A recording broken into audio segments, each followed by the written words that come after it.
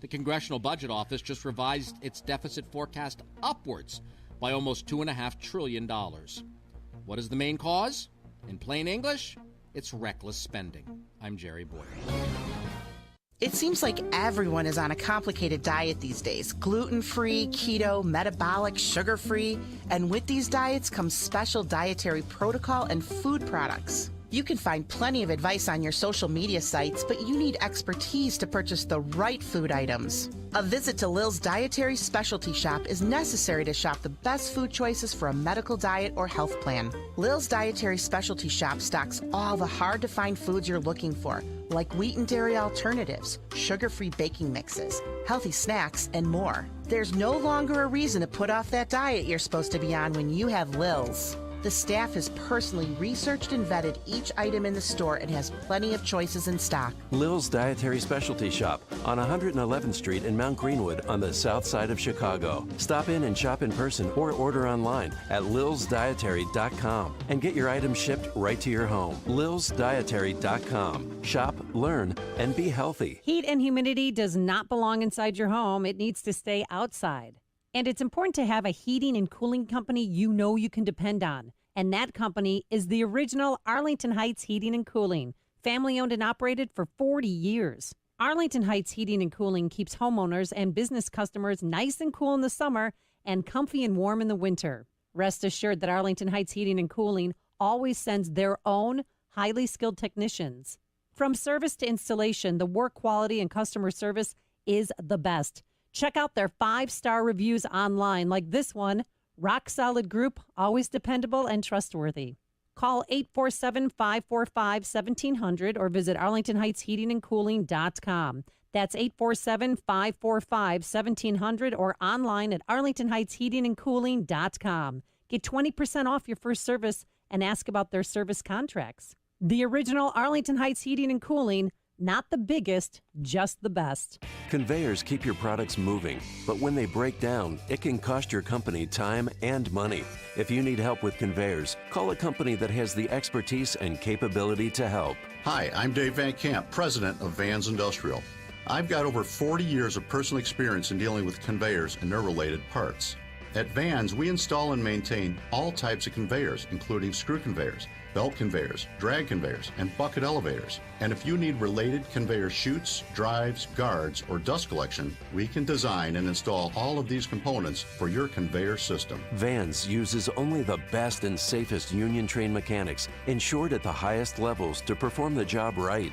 Call 833-VANS-IND to schedule your conveyor inspection today. That's 833-VANSIND. Visit them online at vansindustrial.com. That's VANSindustrial.com. Vans Industrial, working safe since 1964. At Wealth Management Group, we cherish the relationships we have built with our clients over time. We've earned that trust through the demonstration of competency via our retirement roadmap process. Our process has helped hundreds of people make informed decisions. Schedule your no-obligation financial review with a dedicated advisor from the Wealth Management Group team. Call 833-WMG-PLAN or visit us online at investwithwmg.com. Securities and financial planning offered through LPL Financial, a registered investment advisor, member FINRA SIPC. The following is a paid political announcement. Rich Irvin does not seem to understand how hard the taxpayers work for the money. That's former Aurora Alderman Rick Lawrence, who wants you to know what he knows about Mayor Richard Irvin. So does real estate developer Dan Heitz, who said Aurora businesses needed Richard Irvin to stand with them against Pritzker's shutdown, but Irvin stood with Pritzker instead, says Heitz. He followed Pritzker's lead, and he didn't stand up for the people of Aurora. He stood up for big government and big governor. When Aurora residents needed Richard Irvin to protect them from rioters, Irvin stood with Black Lives Matter, according to Alderman Rick Lawrence. Our police were told to stand down.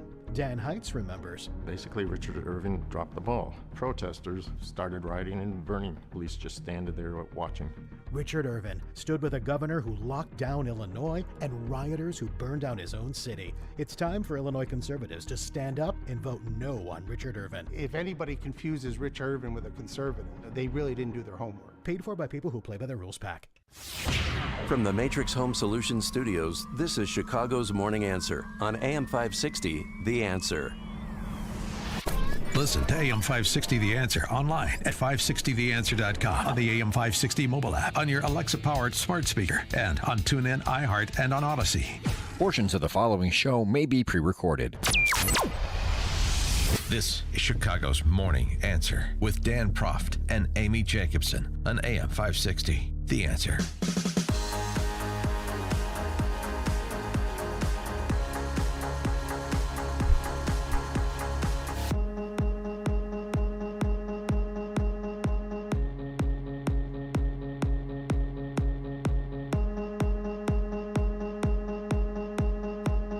Top of the morning, Dan and Amy. You know, we started the show yesterday talking about what it would take to turn the city around, to begin that turnaround. What would it take to get people to stop saying, I'm leaving Chicago, I'm staying in the suburbs because I have a family and or a job, but I don't go downtown anymore. That's for you crazy people who live there. The thought of buying a condo downtown when the kids are gone, but my job is still here. That's by the boards. I'm not doing that. Well, here's the problem. If you can't create a reality that informs a perception that it is a safe place and people are safe from violence in Chicago, whether they're residents or visiting, then you have a problem. The flight will continue. So this story yesterday came to our attention. A bank robbery at Citibank at 222 West Adams in the heart of the Loop. This is how that went down with respect to police dispatch looking for an officer to respond to a suspect identified as standing in front of a nearby Walgreens, a suspect in that bank robbery. Take a listen. New on the board on one side. Got a wanted person, 222 West on Adams. Angela from Citibank states that a male black that robbed them is back on the block standing in front of Walgreens. He's dark complexion, blue suit, black suitcase, white and blue Nike gym shoes. Does not have the RD at this time. Again, a male black that robbed the Citibank is standing at 222 West on Adams, dark complexion, blue suit, black suitcase, white and blue Nikes. Doesn't have the RD. No further. 10-4, thank you very much. Anybody in there about to take a ride for Adams and Wells for the male that robbed Citibank standing in front of Walgreens? Anybody?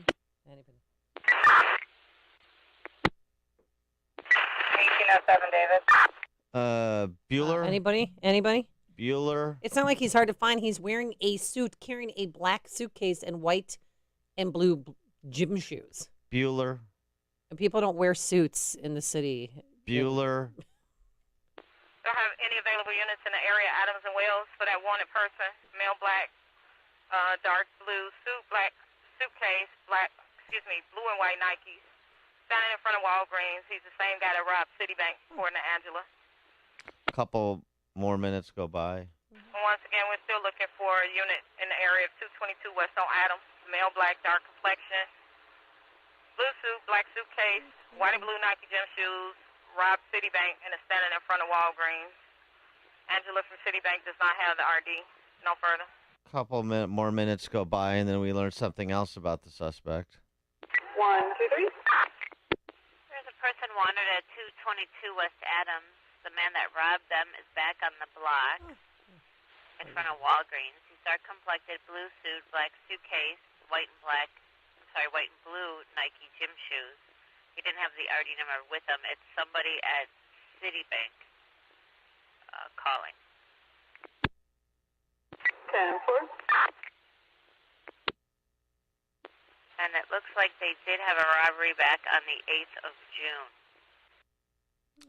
So they were robbed 8 days earlier, and they're robbed again, and police don't respond for more than an hour to the robbery, despite the fact that you have a suspect standing very near the site of the robbery, the Citibank. Despite the fact that it wasn't long ago where you had a woman murdered, an employee of Chase Bank, murdered inside Chase Bank in the heart of the loop as well. You see what I'm saying? I'm not even interested in the finger pointing here. Is that CPD? Is it the lack of resources and officers for CPD? It was that day. It's the context. You cannot have a city with stories like this and believe that Chicago will continue to be a going concern. Will be a place that people want to locate and stay. 312-642-5600, turnkey.pro. Answer line 64636. Type in DA, then a quick comment. My friend was carjacked. She had to wait more than an hour. But I've heard stories where people have had to wait 3 to 4 hours. At least now they're not making them pay the pound to get their car back when they get carjacked. Oh, thanks, Lightfoot. I mean, it's this city has gone to hell in a handbag. North Avenue Beach is gone. So if you're thinking about going to North Avenue Beach, you might want to try a different location because you're not getting that back anytime soon. I understand the FBI is on the case with respect to the June 8th robbery at Citibank. I don't believe they have any suspects in custody. He might be a repeat offender. Possibly. If the description fits. I mean, he dresses up in a suit, guys. It's not like he's covering his face and wearing all black and saying, it doesn't matter. He's easily to spot, and he's loitering around because he knows he can get away with it because he knows the cops aren't going to come. Criminals are not that stupid.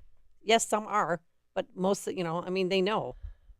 Yesterday, a missive from the Cook County office of President Tony Preckwinkle. Remember her? Yeah, she's been... To all the tenants and employees at 118 North Clark, Chicago Police Department has just informed us of a vehicle in the area of Madison and Dearborn shooting at pedestrians on the sidewalks. For your safety, please limit outdoor activities for the time being. Updates as we receive additional information. It's not funny, but we got a guy shooting pedestrians at Madison and Dearborn, so everybody stay inside. Yeah. Tough to enjoy the warm weather months downtown, isn't it? And don't forget that Naperville aunt who was here with her newborn niece's baby walking up Halstead at 1:30 in the afternoon, got shot in the leg. 72 years old with the newborn baby. Broad daylight. That's what this city's turned into. It's just what happens in the city. You're going to get winged by a bullet from time to time. That's just part of walking around downtown. You got to understand that, as one shooting victim actually said. I mean, that's the fatalistic mentality downtown. And again, it's not just Chicago, but it is Chicago. But in New York, you sort of have the same dynamic. You have what seems to be, despite being law enforcement, a feckless mayor, Eric Adams, who's looking to be a celebrity, not looking to make his city safer. And you've got a Soros-funded non-prosecution prosecutor in Alvin Bragg. Well, even this guy was even too much for Alvin Bragg. But there again, you got your no cash bail laws in New York, just as we have in Illinois, thanks to your governor, and our mayor. Shoplifter, who even DA Alvin Bragg wanted locked up, is let go after 122nd arrest thanks to bail laws, the New York Post reports. 122nd arrest. Do you think he'll do it again while he's out? I think he will. I mean, while he's waiting for his trial. Everybody deserves 123 chances. Oh, did they even have time to cuff him with 123-second arrest? Roger on the south side. It's funny you bring up Miss Preckwinkle. Well, I'll tell you what, she's about 50% of our problem right now, and the other 50% is that other hack that's over at the head of the judges over there. Tim Fox? Tim Evans. Is it Pimp Evans or Tim Evans? Yeah, right. I thought it was. But he thought his first name was Pimp. Yeah. Well, that's what we used to call him 35 years ago, because he was a pimp then. He's got to be worse now. But anyway, listen, and you know who actually is worse, who makes me sicker? All the Cook County judges, the ones who couldn't be lawyers because they couldn't support themselves. So they went in and got on their knees in front of Madigan. Okay? I know you're not. And Burke.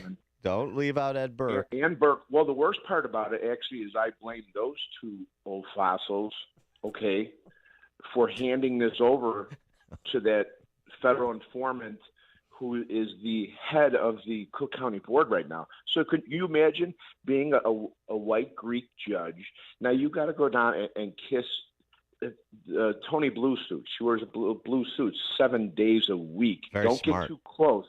Blue's her Don't color. Get too close to anything. Yeah, it is. Yeah, it's her color. But with that said, so they go down there for a $200,000 a year job because they only want to work 3 hours a day. Mm-hmm. But listen, you're going to go along with our woke ideologies, and you're going to go easy on our people. Okay, just like the Black General Assembly we have right now.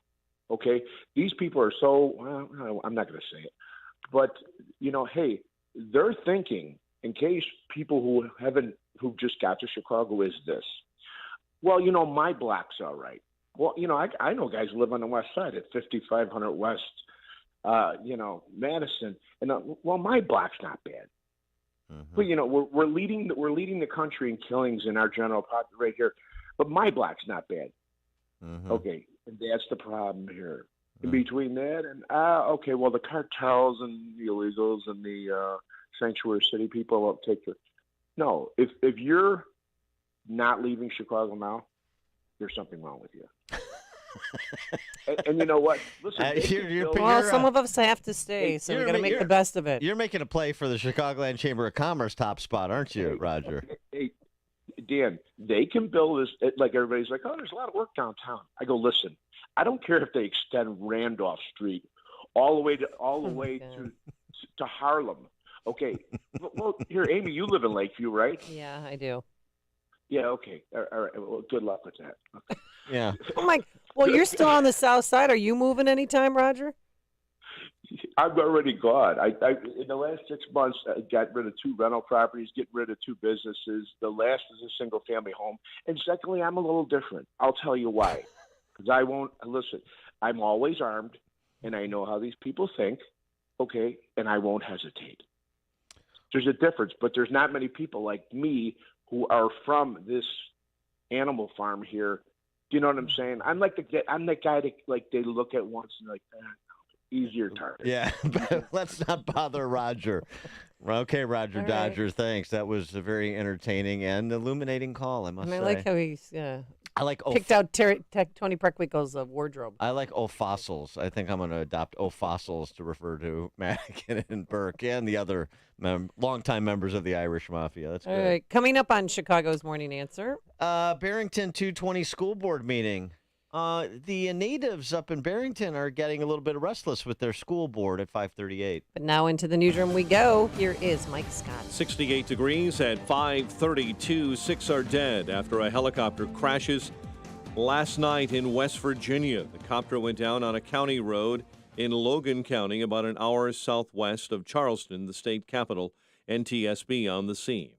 More flights being canceled across the U.S. because of a shortage of workers, pilots, and other staff. Over 6,700 flights were either delayed or canceled Wednesday. The head of the Federal Reserve appears to be disagreeing with the Biden administration about the cause of inflation. Earlier this month, the president said the sharp rise in inflation was triggered by Russia's invasion of Ukraine. During a Senate hearing, Federal Reserve Chairman Jerome Powell said inflation was high way before the Ukraine war. COVID-19 related lockdowns in China are likely to exacerbate ongoing supply chain disruptions. Senator Tom Tillis of North Carolina says Democrat spending policies are what has fueled inflation. The Biden administration and congressional Democrats still somehow considered it responsible to ram through a partisan $1.9 trillion spending spree. This morning, the owner of 7 closed Louisiana nursing homes is out on bond after being arrested connected with botched Hurricane Ida evacuations. Louisiana prosecutors say he housed 800 elderly people in a warehouse last year, refusing to move them. Over a dozen died. California man accused of trying to kill Supreme Court Justice Brett Kavanaugh, pleading not guilty. Nicholas John Roski remained in custody after the arraignment on a charge of attempted murder of a Supreme Court justice. Bail denied for a man here accused of kidnapping a woman, then chaining her up in an abandoned home for several days on Chicago's far south side. Joe Kamen appeared in court yesterday on charges of aggravated sexual assault and aggravated kidnapping. Mayor Lightfoot fighting back against an effort to raise the threshold for issuing speed camera tickets in Chicago. We also can't be in a situation where we're not supporting our police department by taking away funding. We can't be in a position where we're not supporting infrastructure around parks and schools. After a few mayoral allies used a parliamentary maneuver during yesterday's city council meeting to delay the effort to raise that threshold, other aldermen then stalled approval of other various business the mayor wanted. An investigation is underway following the shooting death of a woman in Oak Park. Police officers found the woman shot early yesterday at a gas station at 100 Chicago Avenue. And this morning, Katie Ledecky continues to rewrite record books, posting her career best and third fastest 4x200 free relay split in history to help a U.S. quartet earn gold in that relay in Budapest at the World Championships. That gives Ledecky 21 career World Swimming Championship medals. There are only two swimmers who have more, Ryan Lochte with 27 and Michael Phelps with 33. Cubs beat the Pirates 14-5. Toronto topped the White Sox 9-5. NBA draft tonight. Bulls will pick 18th overall. The news, the service of Dan and Amy 24/7. Listen now. danamy247.com. A check of traffic and weather is on the way next on AM 560.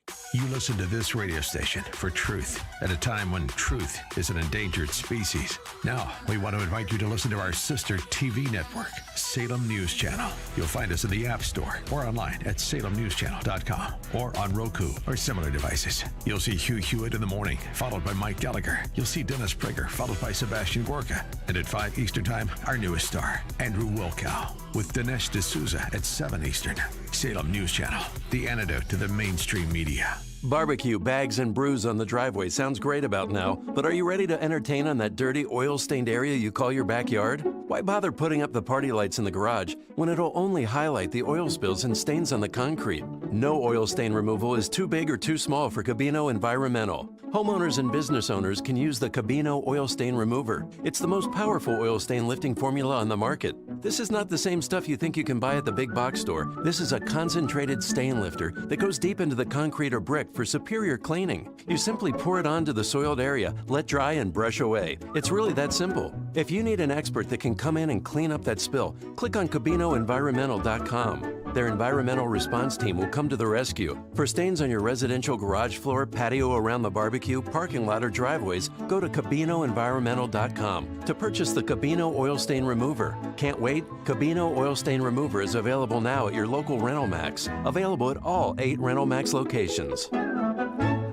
Hi, I'm Dave Nissen, CEO of PKF Mueller. The current COVID pandemic has been a challenge for all of us, and many businesses struggled and experienced financial distress. Businesses are focused on recovering now, and fortunately, several government programs are available to ease this process. One such program is the Employee Retention Credit, or ERC, an incentive program designed to bolster businesses that were able to retain their employees during the COVID pandemic. Companies may be eligible for up to $26,000 per employee if they qualify, and they may be eligible even if they previously participated in the Payroll Protection Program, or PPP.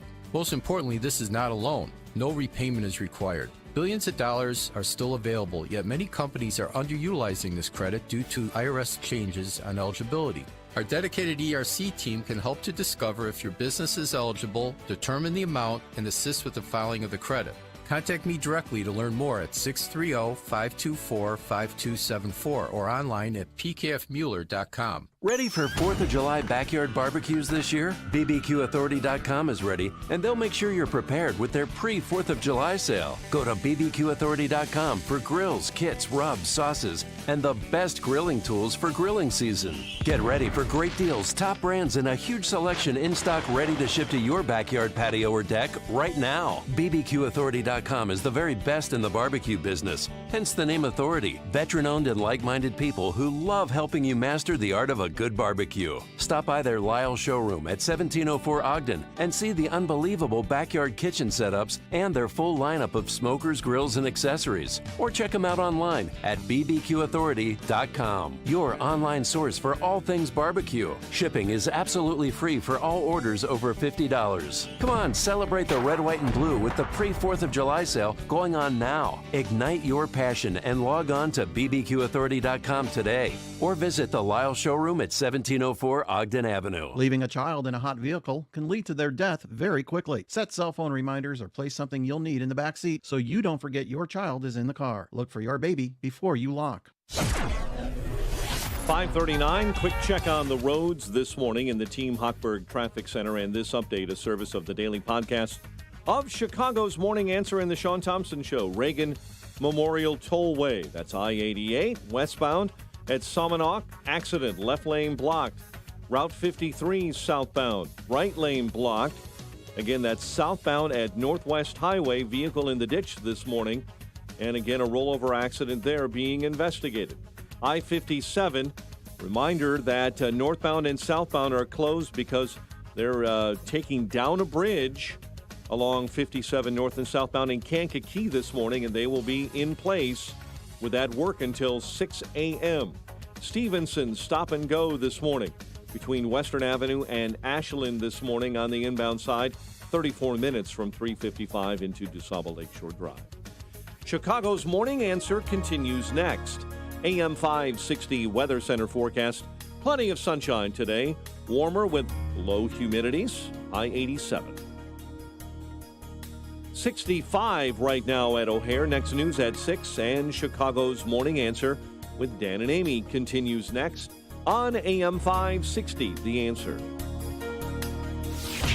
From the Matrix Home Solutions studios, this is Chicago's Morning Answer on AM 560. The Answer. Listen to AM 560 The Answer online at 560theanswer.com, on the AM 560 mobile app, on your Alexa-powered smart speaker, and on TuneIn, iHeart, and on Odyssey. Only the biggest stories, only the biggest guests, and only the biggest opinions. This is AM 560 The Answer. Top of the morning, Dan and Amy. Now that the pandemic's over and the masks are off the kids, are you still paying attention to what's going on at your school? You know, now that they're back in class in person, oh boy. Well, the good news is a lot of people seem to be. There seems to be growing attendance, at least at school board meetings in some places, including Barrington 220. This from a school board meeting on Tuesday night, and here let us introduce you to another one of these luminaries who lords over a local school board. You know, gentlemen, you're going to have to get involved here. Sandra Fick Bradford, welcoming those in attendance. Did just want to recognize that it is Pride Month, and I'd like to acknowledge all of our LGBTQ community here in 220 and express our pride in them, and just share a quick quote from the Dalai Lama. Love and compassion are necessities, not luxuries. Without them, humanity cannot survive.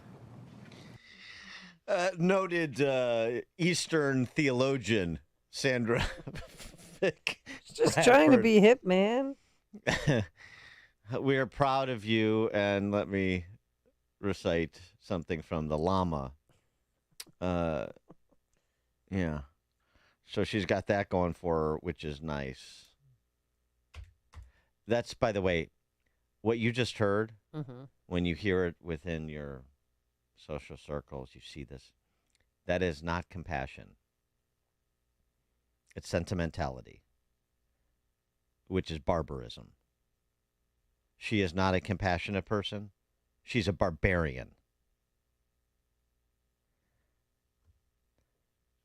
Then it was time for public comment. And to show you how barbaric these compassionate people are, one mom, her name and with graphics from a book you've heard about us talk about on this show, because it is in your kids' classrooms, your school libraries, starting in the primary grades, genderqueer. And every time somebody cites genderqueer, I got to say, I haven't gotten around to reading it cover to cover. I don't think it's required because the excerpts that are read by parents at school board meetings cringy pretty much tell the story. Well, here's another one. Turn the floor over to Nelda. June 3rd, my child's 6th grade English teacher sends out a summer reading material, including gender queer. Okay? Hopefully everybody can see this, yeah? 11, 12 years old. Graphic pictures from gender. Hopefully you like sexual this. in nature. Yeah? You guys over there, because you guys make the decisions over there. You, hey, pay attention. Okay, 11-year-old. Disgusting. All right? Oh, wait till she starts Now, reading. from this book, brother talking to sister. So you never tasted yourself? Ah, gross. Sister shows brother. Vagina slime. Then there's words blowjob, gay shit. This is exactly what I would expect a pedophile to behave when approaching a child. To normalize sexual behavior, to abuse them.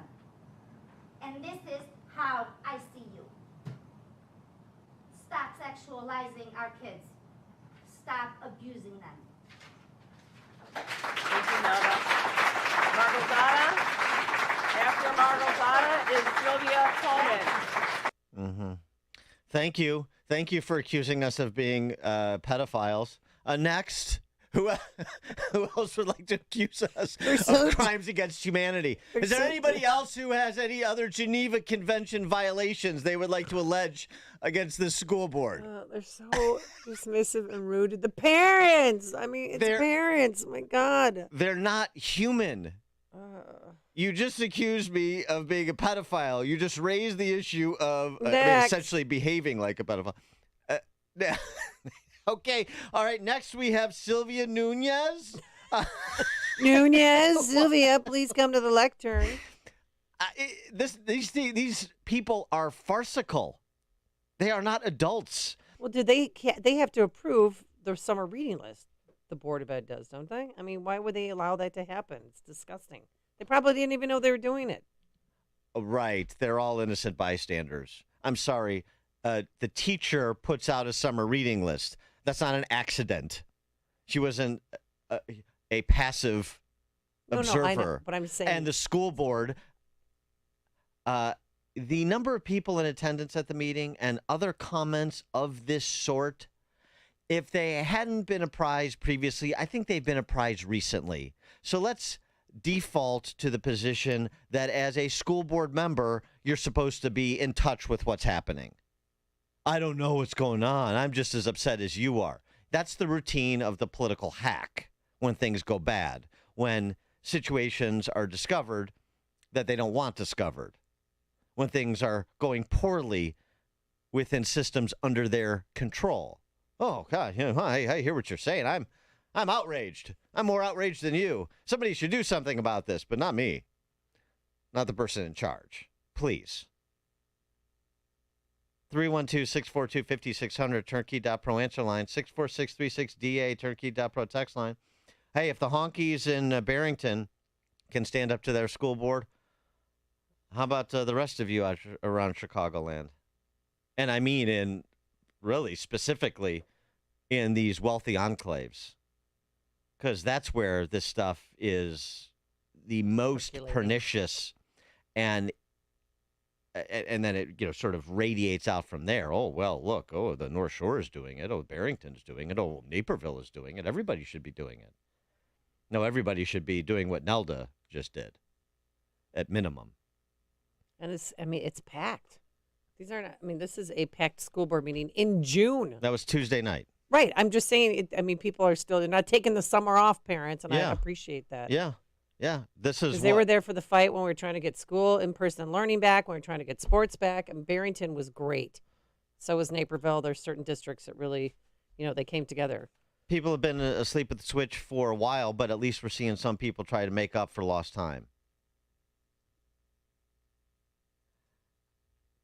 Updating Oak Park River Forest. Oh, yeah. OPRF, they've got a school board member named Gina Harris. Here's another aspect of being a school board member and holding your school board to account, particularly when your school board member also is a public school administrator. Oak Park River Forest District 200 school board member Gina Harris. You know, OPRF, they've got that racial grading system that has nothing to do with race. Right. Yeah, Oak Park River Forest. Yeah. Mm-hmm. Oak Park River Forest District 200 school board member Gina Harris. She makes $82,000 a year as an administrator at Julian Middle School in Oak Park. She's taken 71 days off over the last 2 school years. What? 71 days? It's almost half the year. She's got that's a pretty good vacation sick leave policy. She must have a very strong teaching assistant who could take over for her. Oh, she's not a teacher. Oh, she's a culture and climate coach for middle school students. I'm sorry, a culture and climate change coach? Yeah. They got a culture and climate problem out there in Oak Park, so they hired a coach. Teach them how to recycle and how to be better citizens to Mother Earth? She teaches them how to be a Marxist. Okay. Because that's what OPRF does. But District she's not really 200 being as well as the grade school. Yeah, you take 71 days off, though. You're really not doing your job. No, I know. You could be moving the flag for Marxism much more effectively if you were there more often. But right. She missed 56 full days and 15 half days in total, 21 absences in the 2021 school year, her first year working at this middle school. But your first year on the job and you miss 21 days. Does that work for you and your job? I'd be fired. Then 2021, 2022, she missed 50 days. That's a third of the state's mandated 176 days of school attendance. A third. Apparently, we need a truant officer for some of these administrators. 14 times she missed school for union work. Well, obviously, that takes precedence. So, yeah, we'll have to give her a pass there. Please. That's illegal. You're not supposed to. Well, at CPS, you can't do that. She's can't take days off or use your school time to promote union work. She serves on the National Education Association Board of Directors and as treasurer of its Black Caucus. She's currently running for secretary-treasurer of the NEA, the big teachers union. So, I mean, she doesn't have time. She's got a lot of balls in the air when it comes to advancing Marxism. As an officer of the NEA, as well as a culture and climate coach in Oak Park at Julian School in Oak Park. So sounds like a ghost job. So I bring this up not just because of people being upset about the decisions that are being made, but also do you care at all about people whose salary you're paying that aren't showing up for work? And maybe if the position doesn't require you to be there for a third of the year, maybe you don't need a culture and climate coach at Julian School in Oak Park. You can just have a speaker come in if you really need one. 312-642-5600, turnkey.pro. Answer line 64636. Type in DA, then a quick comment. John, Naperville. Yeah, let's play the shoe on the other foot. What would these liberal Biden voting mothers say if your girl's softball coach asked your girl if she tasted herself? What would happen? What would happen? Mm-hmm. These teachers need to be held accountable by the law. This pornographic is child abuse. They need to go to jail. Thanks, John. Chris and Carrie. Hey, good morning, Dan and Amy.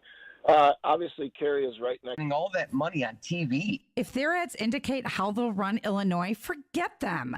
Gary Rabine cares about the real issues: crime, corruption, the culture war, and taxes. I'm Gary Rabine. I can and will beat Pritzker. Let's turn Illinois around. It's Rabine time. Paid for by Rabine for Governor. The following is a paid political announcement. Remember this name, Kathy Salvi. Recent Illinois polls show conservatives are rallying behind Kathy Salvi for Senate. Kathy Salvi's a trusted conservative with a long record of protecting the unborn and Second Amendment rights. And Kathy Salvi is the Republicans' best chance at defeating Duckworth.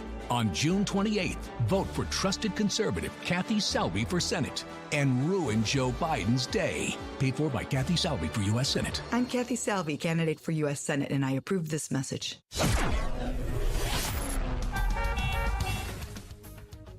6:07 on AM 560. The Answer. Team Hochberg Traffic Center time is a service of the AM 560 mobile app, and you can text that word app to 64636.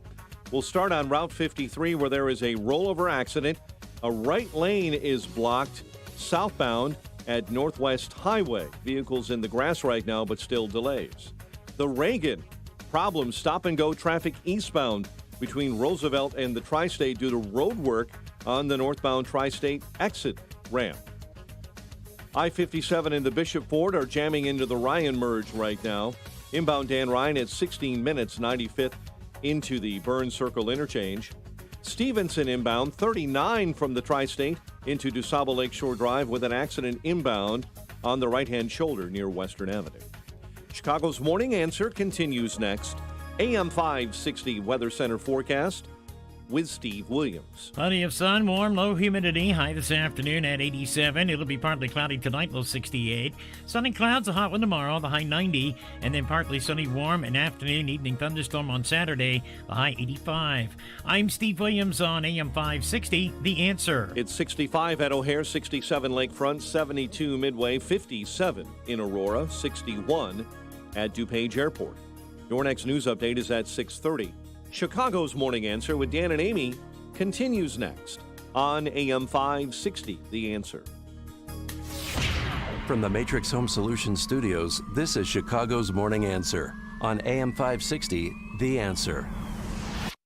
Listen to AM 560 The Answer online at 560theanswer.com, on the AM 560 mobile app, on your Alexa-powered smart speaker, and on TuneIn, iHeart, and on Odyssey. This is Chicago's Morning Answer with Dan Proft and Amy Jacobson on AM 560. The Answer.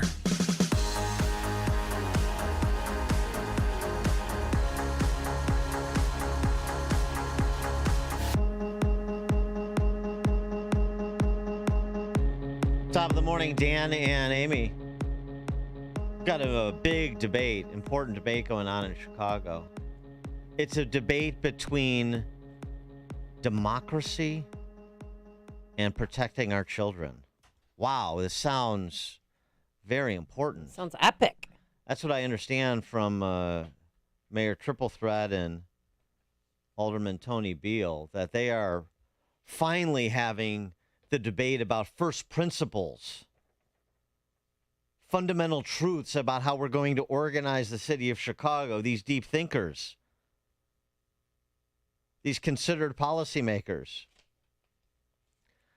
The debate takes the unusual form, given the preface I just provided, the unusual form of whether or not red light cameras will be calibrated to issue tickets at 6 miles over the speed limit or 10 miles over the speed limit. Well, and Alderman Beal says it, discriminates against his constituents, that it's a money grab that unfairly targets his people in his community. And it's not stopping people from speeding. It's not doing any of that. Here's Alderman Beal. This item has already been deferred and published once, and you cannot defer and publish an item twice. Because they tabled it again, and you can't do that. But of course, Mayor Lightfoot can do whatever she wants. Fascinating. When the administration doesn't want something to come for a vote, and they don't want to see democracy in action, you become a dictator and you allow things to get squashed. Will you help Anthony Beal save our democracy in Chicago? 312-642-5600, turnkey.pro answer line. 64636DA, turnkey.pro text line. No, go ahead, Amy. Give us the Tony Beal defense. Oh, well, no. Let's hear from Mayor Lightfoot first.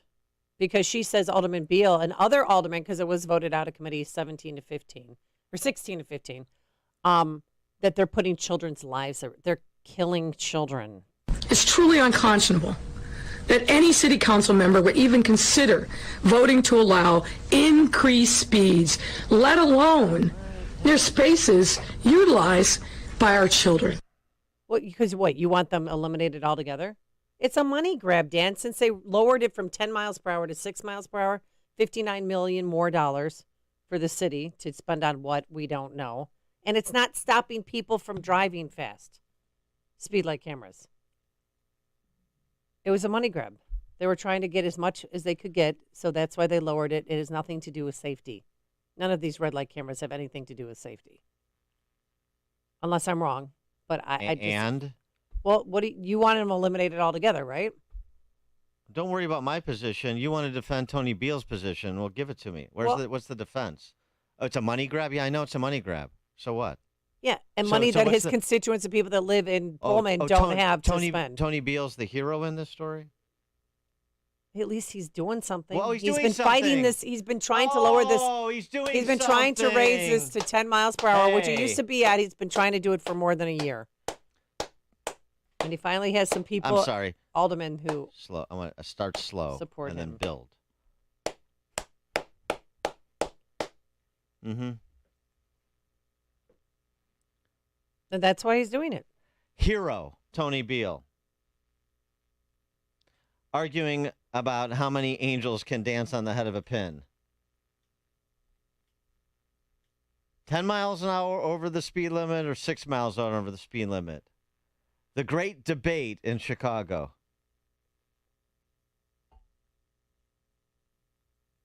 I mean, are you serious?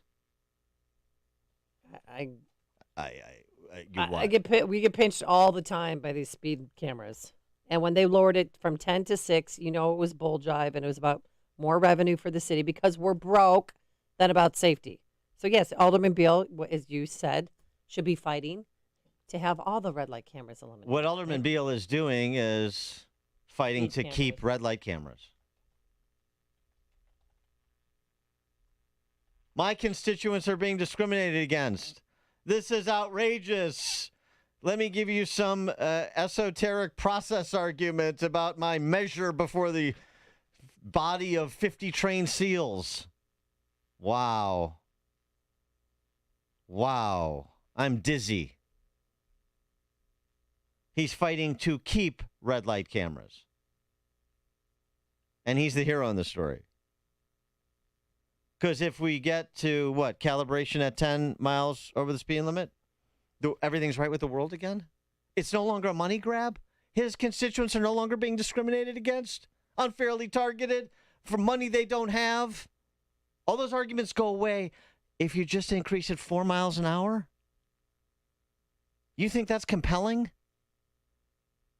Tony Beale's been there for, 20 years?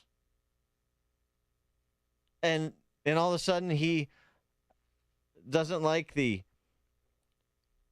compliant city council and the strong mayor form of government, de facto strong mayor form of government. How is what Triple Threat has done on this issue any different than everything else that's been tolerated over the last 50 years from all the previous miniature mayors? I mean, democracy, the children. People buy this? And then you wonder why the city is a raging catastrophe. 312-642-5600. Turnkey.pro answer line. You can also text us at 646-366. Type in DA, then a quick comment. You can't get police to respond to a bank robbery in the Loop.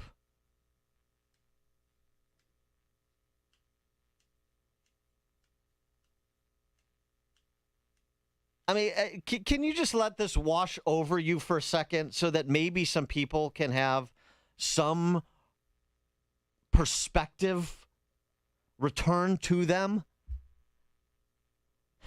I mean, you just I don't know. I guess it's me. I'm just at a loss. I'm at a loss, not just on the decisions that are made, but on the discussions that predicate these decisions. On the prioritization, on the attention that is paid. I'm paying attention to this just for illustrative purposes. How many times do you have to watch this play out before you recognize there are not two sides and there's nobody wearing a white hat and a black hat? It's just grifters.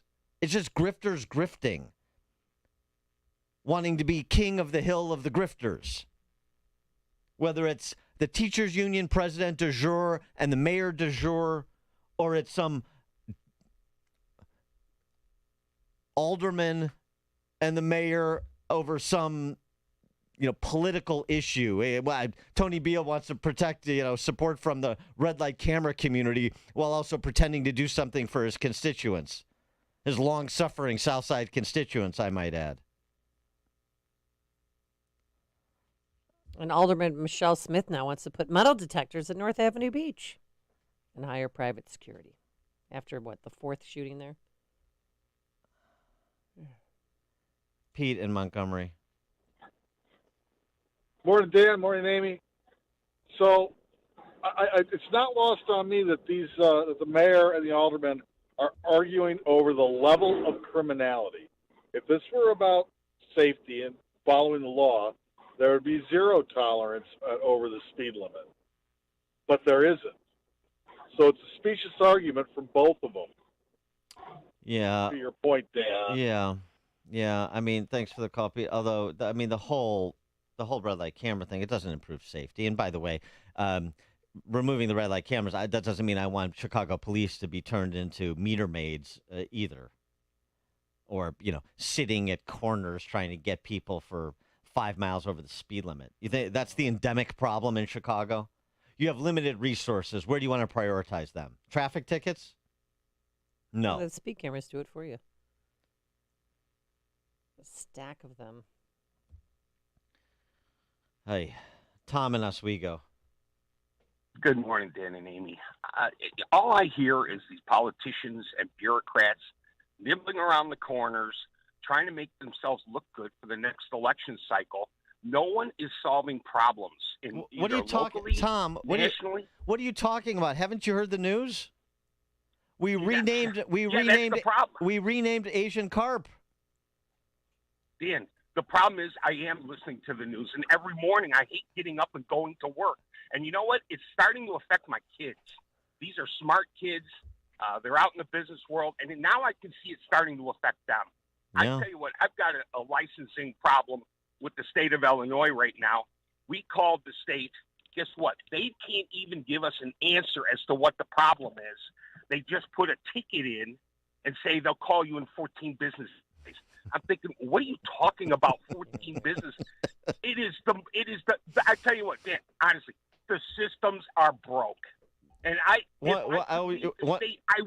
I hear you. I can't. What a surprise. The systems are broke. But we got that Asian carp name figured out. Well, yeah, U.S. Fish and Wildlife said they wanted to move away from terms that cast Asian culture and people in a negative light. We spent $600,000 on rebranding it. More than $500,000. And then the Chicago media says, oh, no, it's because we want people we renamed it so that people have it for dinner in a tilapia, in a taco, or in a Asian carp burger. It's so ridiculous. I don't even know. They can't even keep their story straight on that one either, on the renaming of a fish. Kopi. You know why they're calling it Kopi? Copious. Yes, because there's a copious amount of them in the Illinois River. And who had to look up copious to know what it meant? I don't know. Drum roll, please. And how much do they get paid? The new name for Asian carp is Kopi. That's C-O-P-I. How many CPS students can spell Kopi or can define okay. copious? What percentage do you think? I'm not playing those reindeer games. Asian carp, name problem solved. Yeah, but was it about the Asian culture and the negative light, or was it about putting the carp on the table so people eat it? Because it's still always going to be Asian carp. Suffering enough intellectual damage having to distill the Tony Beale, Lori Lightfoot argument. I'm not going down to discussing in any seriousness the name change. George in Montgomery. $600,000. Yeah, I don't know why Anthony Beale don't concentrate on telling his constituents to obey the law. You think the law is a sensible law? Do you, George? It's a money grab, but Right. everything from the left, it's always about changing the law instead of following the law. Well, I hear what you're saying, George. But right. If you want to be a leader and a policymaker, then you should say, maybe you should say this. Does it make sense to align government against its constituents? Isn't that what we're doing with so many of the policies that we pursue? By the way, including the casino. We tell people to save their money, and we sanction lotteries and gambling and market to them to play the lottery and to go to gambling houses. Right. Don't smoke, but we budget for cigarette taxes we expect to collect. Don't speed, but we budget for red light camera tickets we expect. Does it make sense to prey on people, to create perverse incentives so that you can get from their back pocket, which you're not courageous enough to take from their front pocket? If Anthony Beale had said something like that, maybe I'd be mildly impressed. But that's not how he thinks, because he's another tax eater. This is just a debate. Well, this is, to borrow from the libertarians, this is three wolves and a sheep deciding what to have for lunch. And I'll let you in Chicago figure out who the sheep is in the story.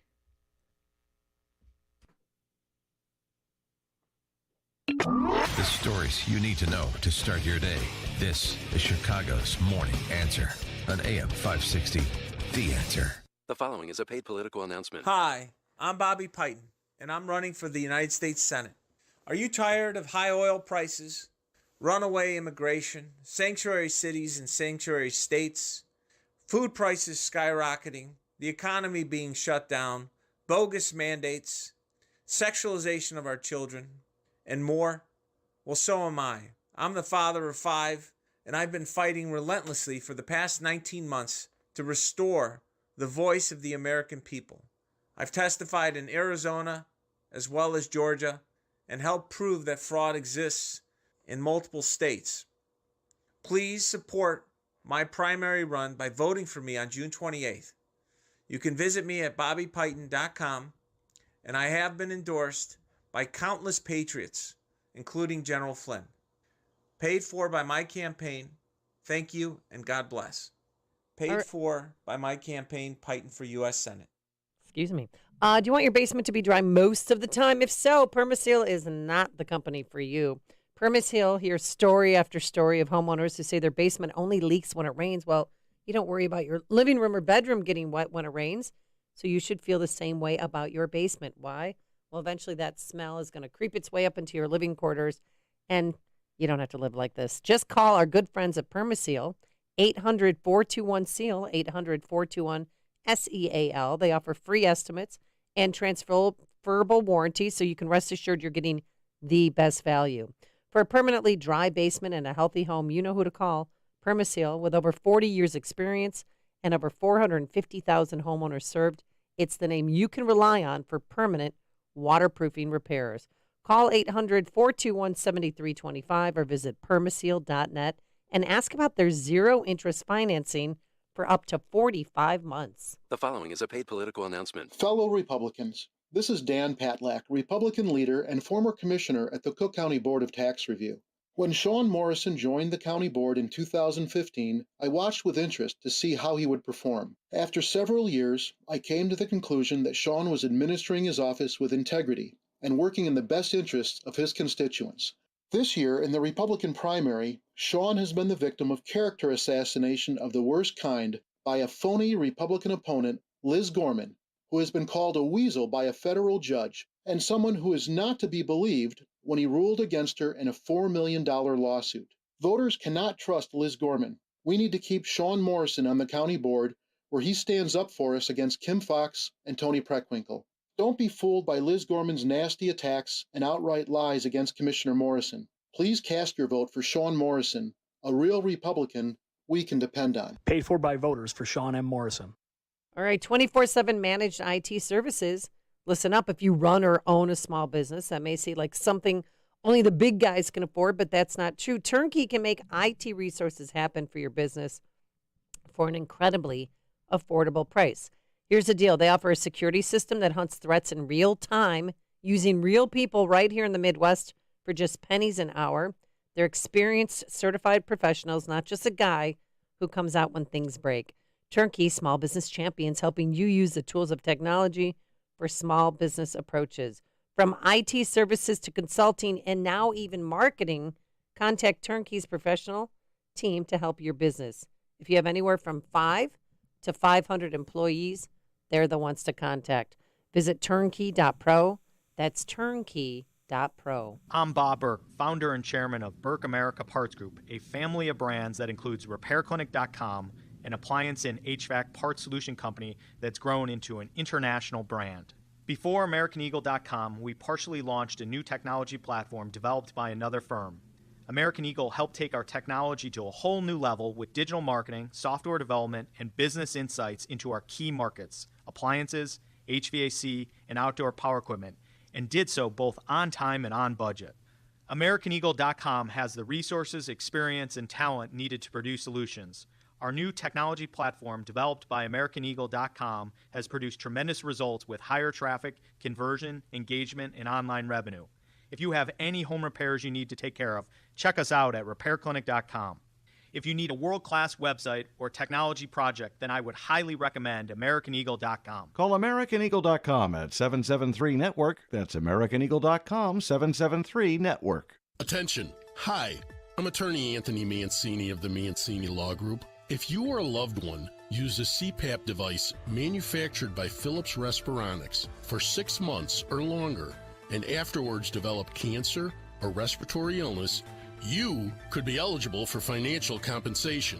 Philips Respironics manufactured CPAP devices using known cancer-causing materials. Contact the Mancini Law Group for a no-cost case evaluation. If you or a loved one used a Philips Respironics CPAP machine for more than 6 months and consequently were diagnosed with cancer or a respiratory illness, you may be eligible for financial compensation. Contact the Mancini Law Group for a no-cost case evaluation at 773-745-1909. That's 773-745-1909. Or online at ManciniLaw.com. That's ManciniLaw.com. AM 560, The Answer. All right, coming up on Chicago's Morning Answer. At 6:36, we got the final Republican gubernatorial debate tonight. We here at AM 560 are hosting it. Mike Scott, Amy Jacobson are participating in it. We'll talk about it and the state of the race. Some legislators who endorsed Irvin have left him, but not all. You'll hear from some who have not. 6:36. But now let's head into that newsroom. Here is Mike Scott. We have 65 degrees and sunshine at 6:30. Stock futures gaining as Wall Street looks to bounce back from Wednesday's sell-off. The Justice Department says they're issuing more subpoenas in a probe revolving around a fraudulent elector plan looking to reject President Biden's 2020 election victory. Republicans in New Hampshire apparently are preferring Florida Governor Ron DeSantis for president over Donald Trump. It's a new poll by the University of New Hampshire showing the former president with 37% support in the GOP presidential primary and DeSantis with 39%. A California man accused of trying to kill Supreme Court Justice Brett Kavanaugh is pleading not guilty in that case. Reporter Brian Shook has more. Nicholas John Roski remained in custody after the arraignment on a charge of attempted murder of a Supreme Court justice. Roski was arrested near Kavanaugh's home earlier this month. Investigators say he was armed with a knife and a gun and admitted to police in a 911 call that he traveled from California to Maryland to kill Kavanaugh. A trial date is set for August 23rd. I'm Brian Shook. A Michigan judge ordering all evidence released in last year's Oxford High School shooting that killed 4 and injured 7 others. Attorney Ben Johnson representing several families. It's my obligation on behalf of my clients, Marty, to get all of the evidence, review it, and tell them and talk to them. Do you want to see this? Do you want to see that? The Oakland County Prosecutor's Office is still fighting that release. A police standoff that lasted nearly 2 days has finally ended in Minnesota.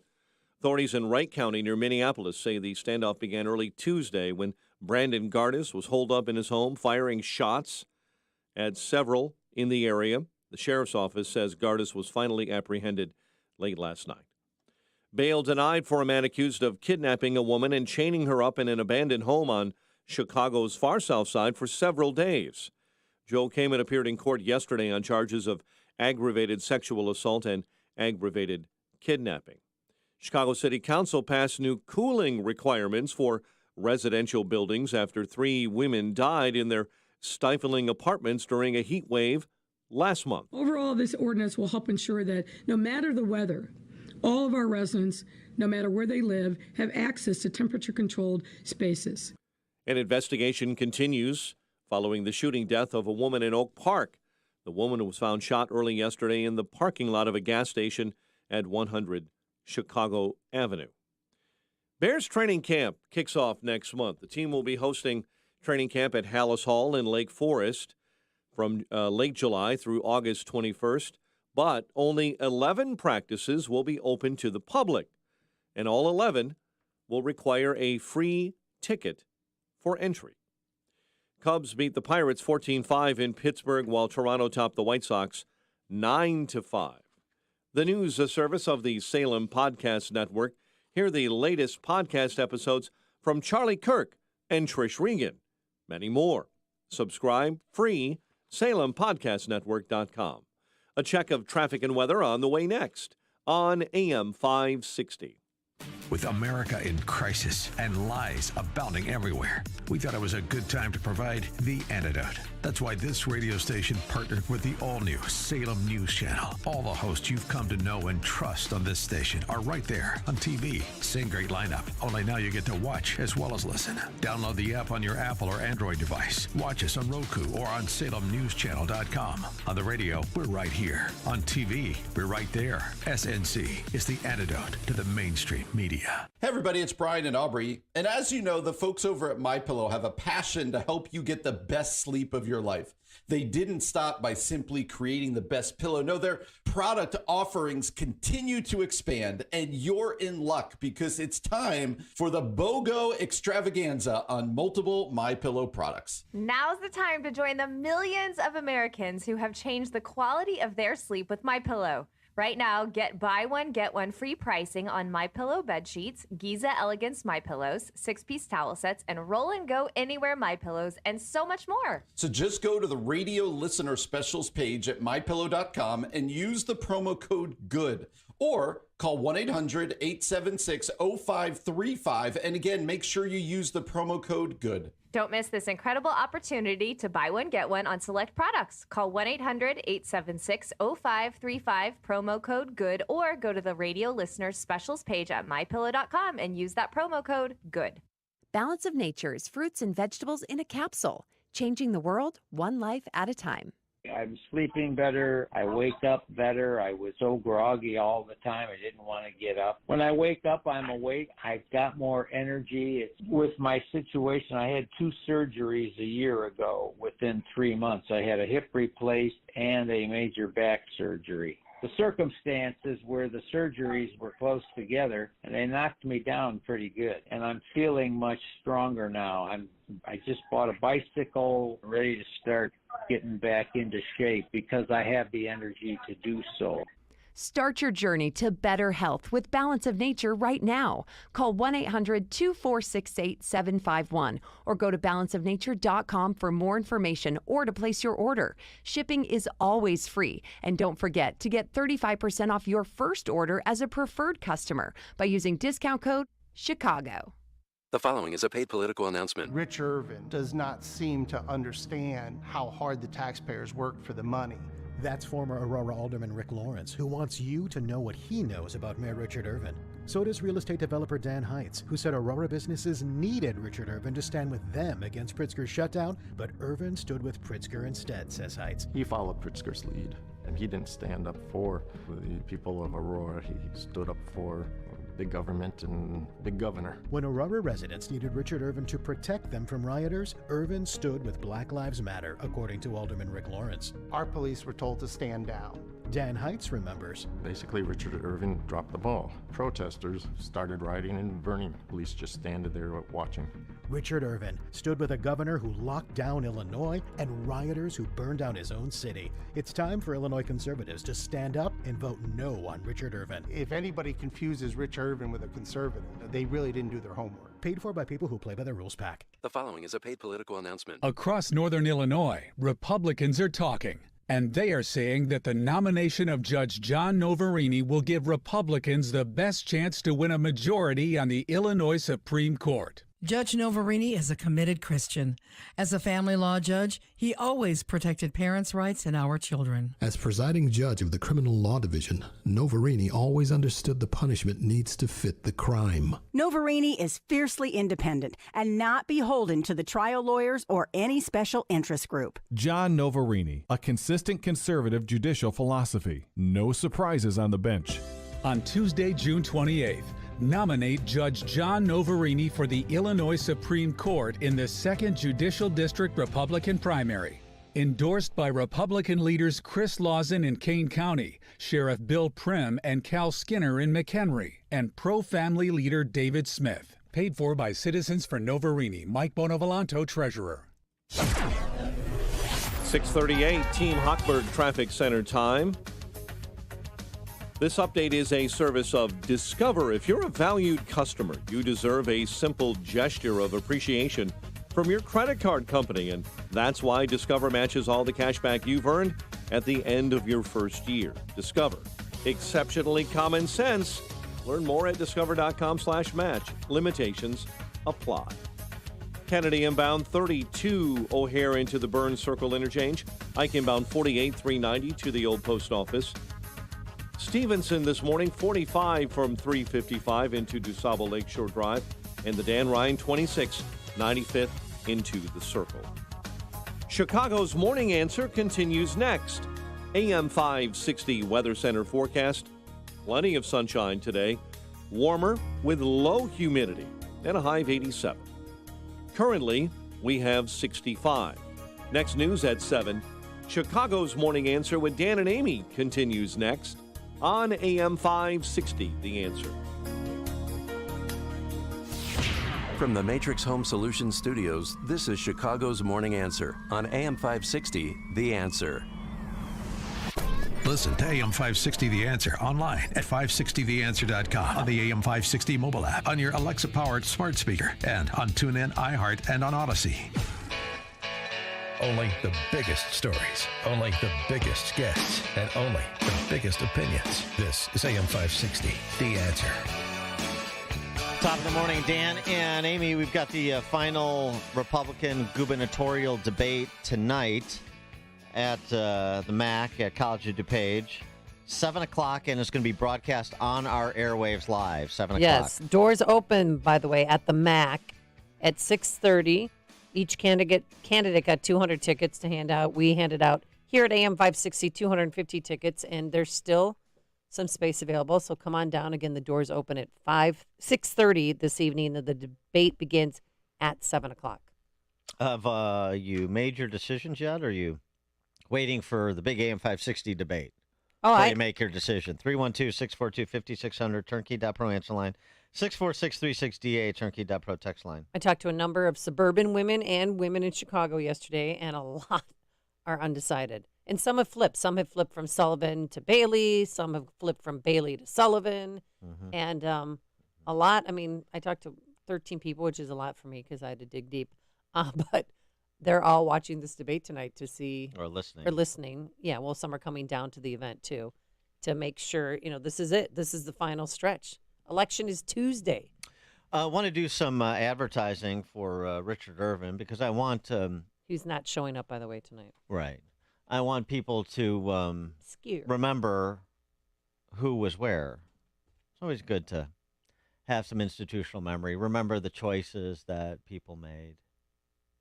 We talked about one earlier this week, Ryan Spain, this rep from Peoria, who April made, Irvin and Bourne are the future of Illinois. And then this week, please join me at a rally for Jesse Sullivan. What was that lawmaker's name again? Ryan Spain. Oh, that's right. State rep from Peoria. He's in leadership too. I mean, what constitutes leadership for the super minority 30 Pieces of Silver caucus headed up by the doofus Jim Durkin. Jim Durkin. Is he jumped ship yet? Durkin? Hey, listen up. Is he sinking with the ship? Listen up, all you suburbanites. Listen to Don DeWitt. Don DeWitt. I know Don DeWitt. Oh, no. What did he do? Oh, you know him. I just met him. I'm just... Oh, well, boy. Was not... What a brush with greatness. Well, it's more important to be with you every morning than Don DeWitt. Don't tell Don. I was never the mayor of St. Charles. I was never a state legislator. Don DeWitt. But you know some. Here's... closing argument for Irvin from Don DeWitt. Well, I'm supporting my friend Richard Irvin for the governor of the state of Illinois for a number of reasons. Number one, I believe as a former mayor, like Mayor Irvin, I have an appreciation for the skill set that is required to run any municipality. I don't pretend to understand what running the second largest city in the state of Illinois would be like, but I am fairly confident that the skill set required to run a city of St. Charles like ours of 34,000 people, the skill set is very similar to the skill set required to run a community of 200,000 people. So then you do pretend to know. I know Richard has dealt with all of the issues that the state of Illinois is currently facing. God, they're dumb. I know he's dealt with significant crime issues in the city of Aurora, which he has dealt with. Stand down orders. Significantly improving the crime statistics in the city of Aurora. Violent crime up 40%. I know he has been involved in economic development in the city of Aurora. Aurora's been my neighbor down the years for a number of years. Aurora shines in 2022 compared to years past. And thirdly, I know Mayor Irvin has the financial capability to deal with all of the financial issues that the state of Illinois is currently dealing with. If there's anything I've learned about being in Springfield and having served in local government, it's that every single week in municipal government, you sit in front of your constituency. Whether it's a council meeting, whether it's a committee meeting, you are there week in and week out to address your constituency, and they get to address you. I can assure you that Mayor Richard Irvin has all of the right tools in his toolkit to run the state of Illinois as its next governor. Wait, is he done yet? There you go. Well, I heard it was one, and then I never heard 2, 3, 4. Okay. Don DeWitt doing what the refrigerator magnet Republicans do, which is making claims, not arguments. 312-642-5600, turnkey.pro answer line. 64636DA, turnkey.pro text line. Good old Don DeWitt in St. Charles. Oh, yeah. Former Congressman John Shimkus from downstate.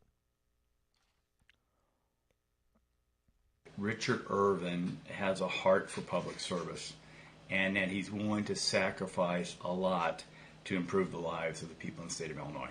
I'm former Representative John Shimkus, and I'm with Richard Irvin. Yeah.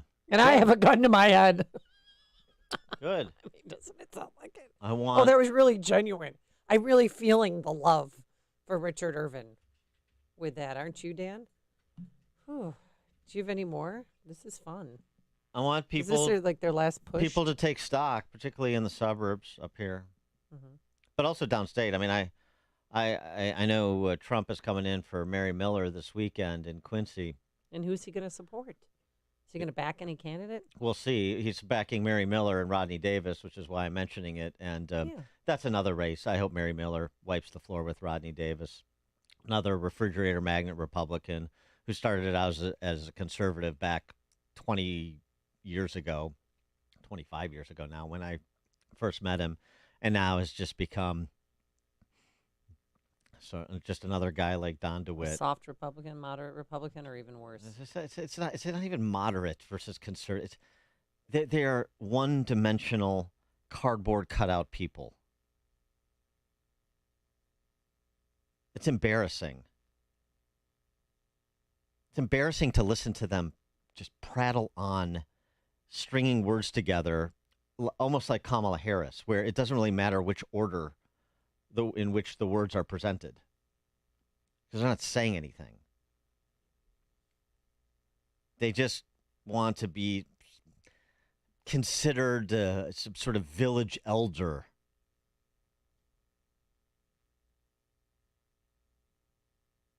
Walk around in your suit and pretend that you're somebody important, that you're doing something important, rather than presiding over the destruction of a great state, which is what they've mainly been doing.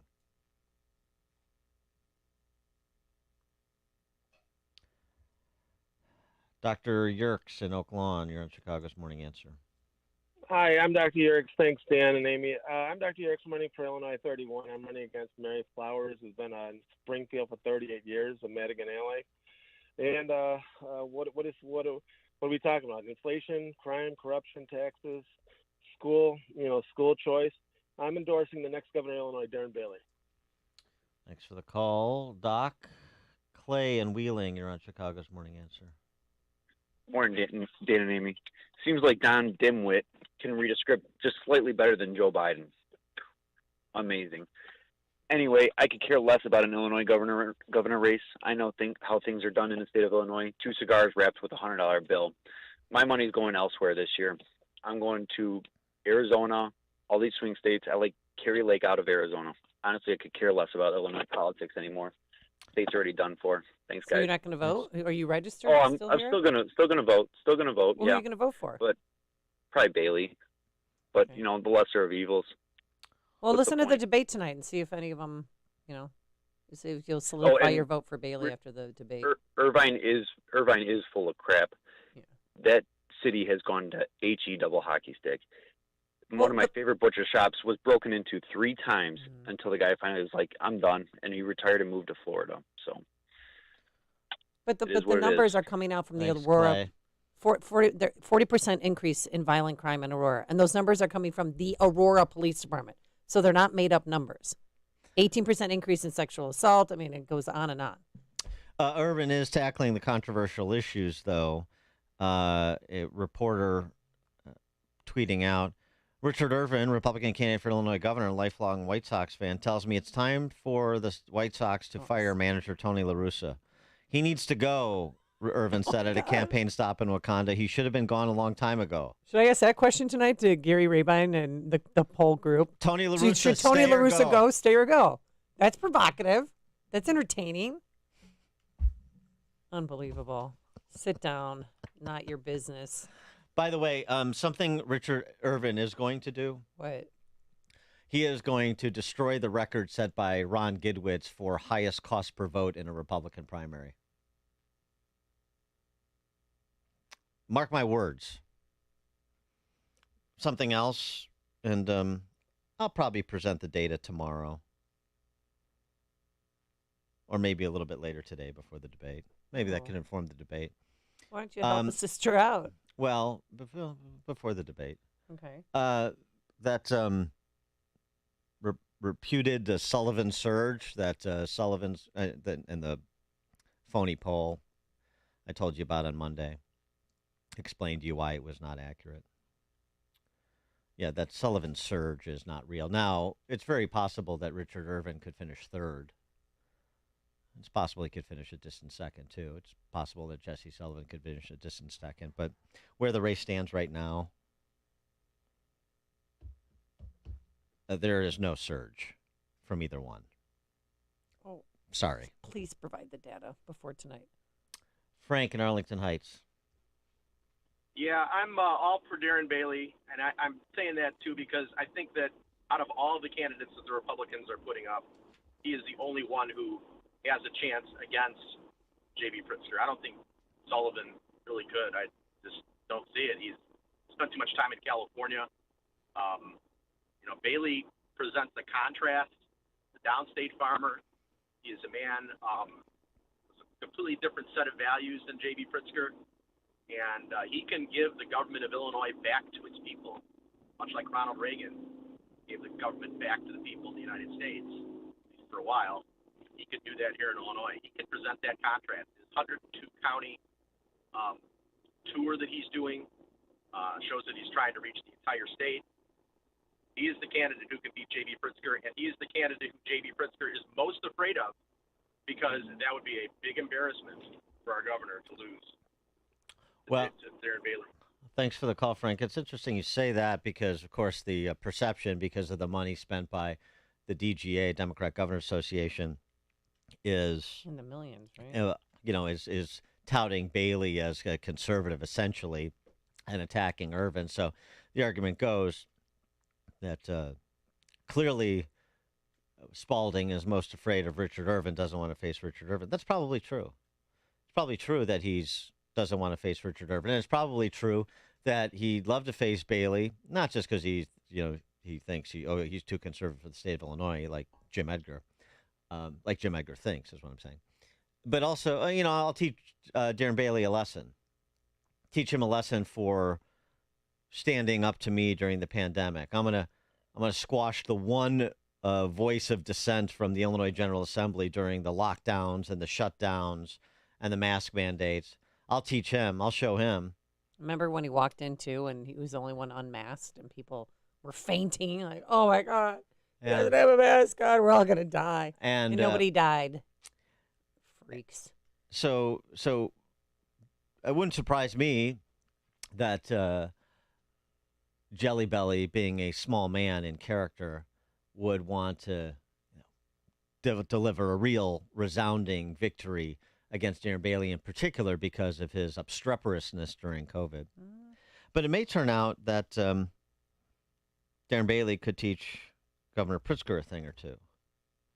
And because the left doesn't want, are identitarians, and they don't want to face, or they're less inclined to face a minority, it doesn't mean that they've got the race sussed out. So we'll see. Yeah, maybe Jelly Belly will be able to teach Darren Bailey a lesson. It's a state that, leans pretty solidly left. So there's a lot of institutional advantages that Jelly Belly has even in this year, but we'll see. The point that Frank from Arlington Heights made about contrast is the key one.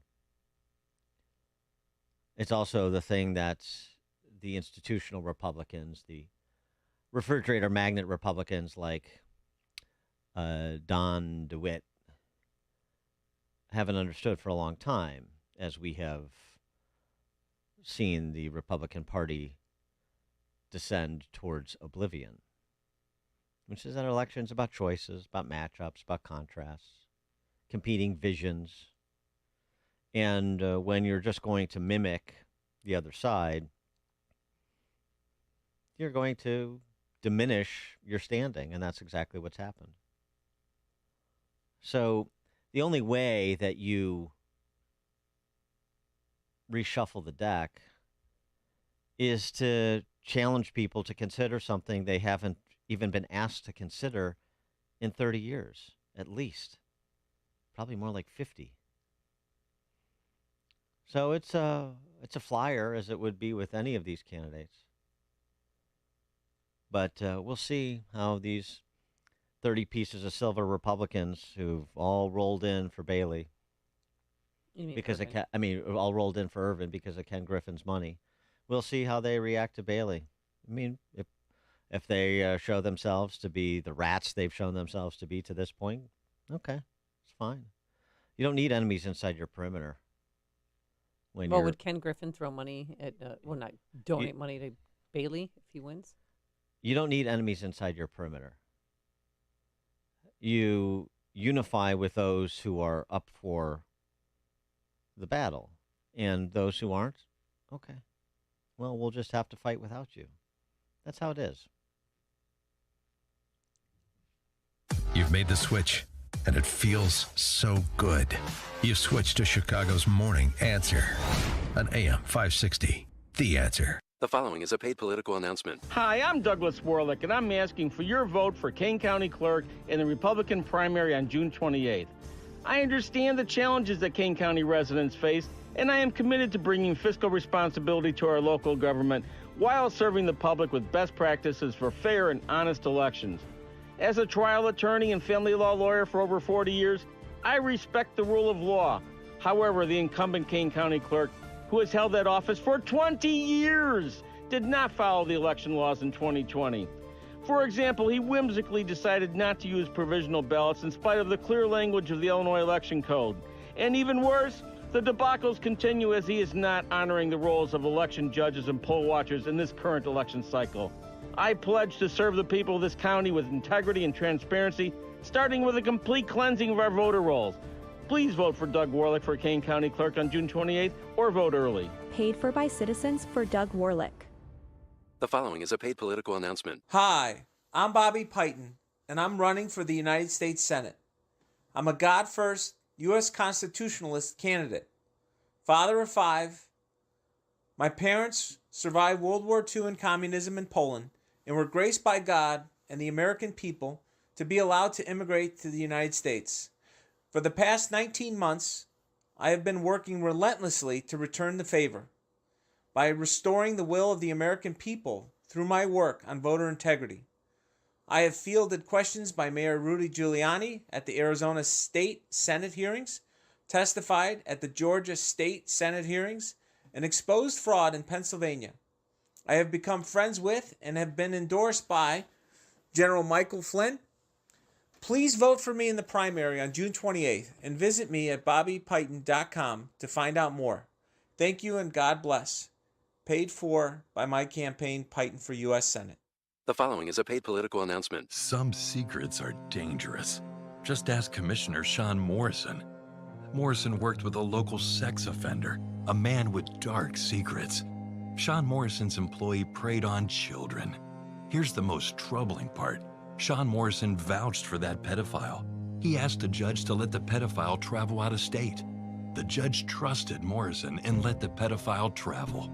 Then, that criminal went straight to Colorado and targeted a new victim, a 15-year-old girl. That judge shouldn't have trusted Sean Morrison, and neither should we. Who can we trust? Meet Liz Gorman. She's someone we can trust. As our former Cook County Commissioner, Liz Gorman led the repeal of the county sales tax. With runaway inflation and spending run amok, that experience matters. Liz Gorman. She's someone we can trust. Vote Liz Gorman in the 17th District. Paid for by Liz for the 17th.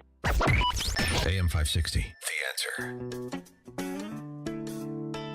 All right, coming up on Chicago's Morning Answer. The 7 o'clock hour, continuing to bring you candidates for important races. On Tuesday, the Republican candidates for Congress in the 14th. Today, plenty of sunshine, warm with low humidity, a high of 87 at 7 a.m. WIND, A direct Chicago. appeal to oil companies. I'm Dave Anthony, Fox News. Bring down the price you are charging at the pump to reflect the cost you are paying for the product. Do it now. President Biden also calling on refiners to produce more. Oil company executives have a meeting today at the White House. Fox's Lucas Tomlinson's there. According to the Oil and Gas Journal, they already are running at near max capacity, about 95%. And right now, oil production is within 3% of January 2020's record highs before the pandemic. There's a resistance in Congress to suspend the 18-cent federal gasoline tax like the president wants. He blames Russia for a record price spike. Regular is down another penny today, but $1.40 more than the day the Ukraine invasion started. Republicans say gas had surged before that, and Federal Reserve Chairman Jerome Powell told a Senate hearing. Inflation was high before, certainly before the war in Ukraine broke out. Powell also says interest rate hikes to lower prices could cause a recession. Nearly a month after the massacre in Uvalde, Texas, School Police Chief Pete Arredondo has been put on administrative leave by the superintendent. Noting in a written statement the lack of clarity that remains amid investigations into the shooting at Robb Elementary and the unknown timing of when he will receive the results. Arredondo and other officials have been facing criticism for their response to the shooting and the decision to delay police entry into the classrooms where the gunman opened fire. Fox's Kristen Goodwin. The Senate will take a procedural vote this morning to advance a gun control compromise bill some Republicans support that would bolster school security and enhance background checks on buyers under 21. Other Republicans fear another provision that could lead to guns taken away from those deemed dangerous could infringe on law-abiding citizens' rights. An earthquake-ravaged area of Afghanistan, people are digging through rubble by hand, searching for survivors. 1,000 people are dead. The UN's Lenz Lurkey says they're sending crews to address issues of shelter, to address immediate trauma care. America's listening to Fox News. Skies are clear. We have sunshine in 65 at 7:02 on AM 560, The Answer. And good morning. I'm Mike Scott. Mayor Lightfoot fighting against an effort to raise the threshold for issuing speed camera tickets in Chicago. We also can't be in a situation where we're not supporting our police department by taking away funding. We can't be in a position where we're not supporting infrastructure around parks and schools. The mayor's allies used a parliamentary maneuver during yesterday's city council meeting to delay the vote. In retaliation, other aldermen stalled approval of various other business. Bail denied for a man accused of kidnapping a woman and chaining her inside an abandoned home for several days on the far south side. Joe Kamen appeared in court yesterday on charges of aggravated sexual assault and aggravated kidnapping. Members of the Chicago Police Department and the Great Lakes Regional Fugitive Task Force arrested the 44-year-old Blue Island man Tuesday in Alsip. An investigation continues following the shooting death of a woman in Oak Park. Police officers found the woman shot yesterday in the parking lot of a gas station. Witnesses reported seeing two males approach the victim from behind, fire one shot, take items, and drive off in her vehicle. Chicago police are urging residents to be peaceful at city beaches. CPD Superintendent David Brown. Don't bring guns to the beach. It's just not something that's going to make us safe. Due to recent disturbances, police have been stepping up patrols at beaches in the city. Alfonso Rifas, a grand slam in the Cubs win over the Pirates, 14-5. Toronto topped the White Sox 9-5.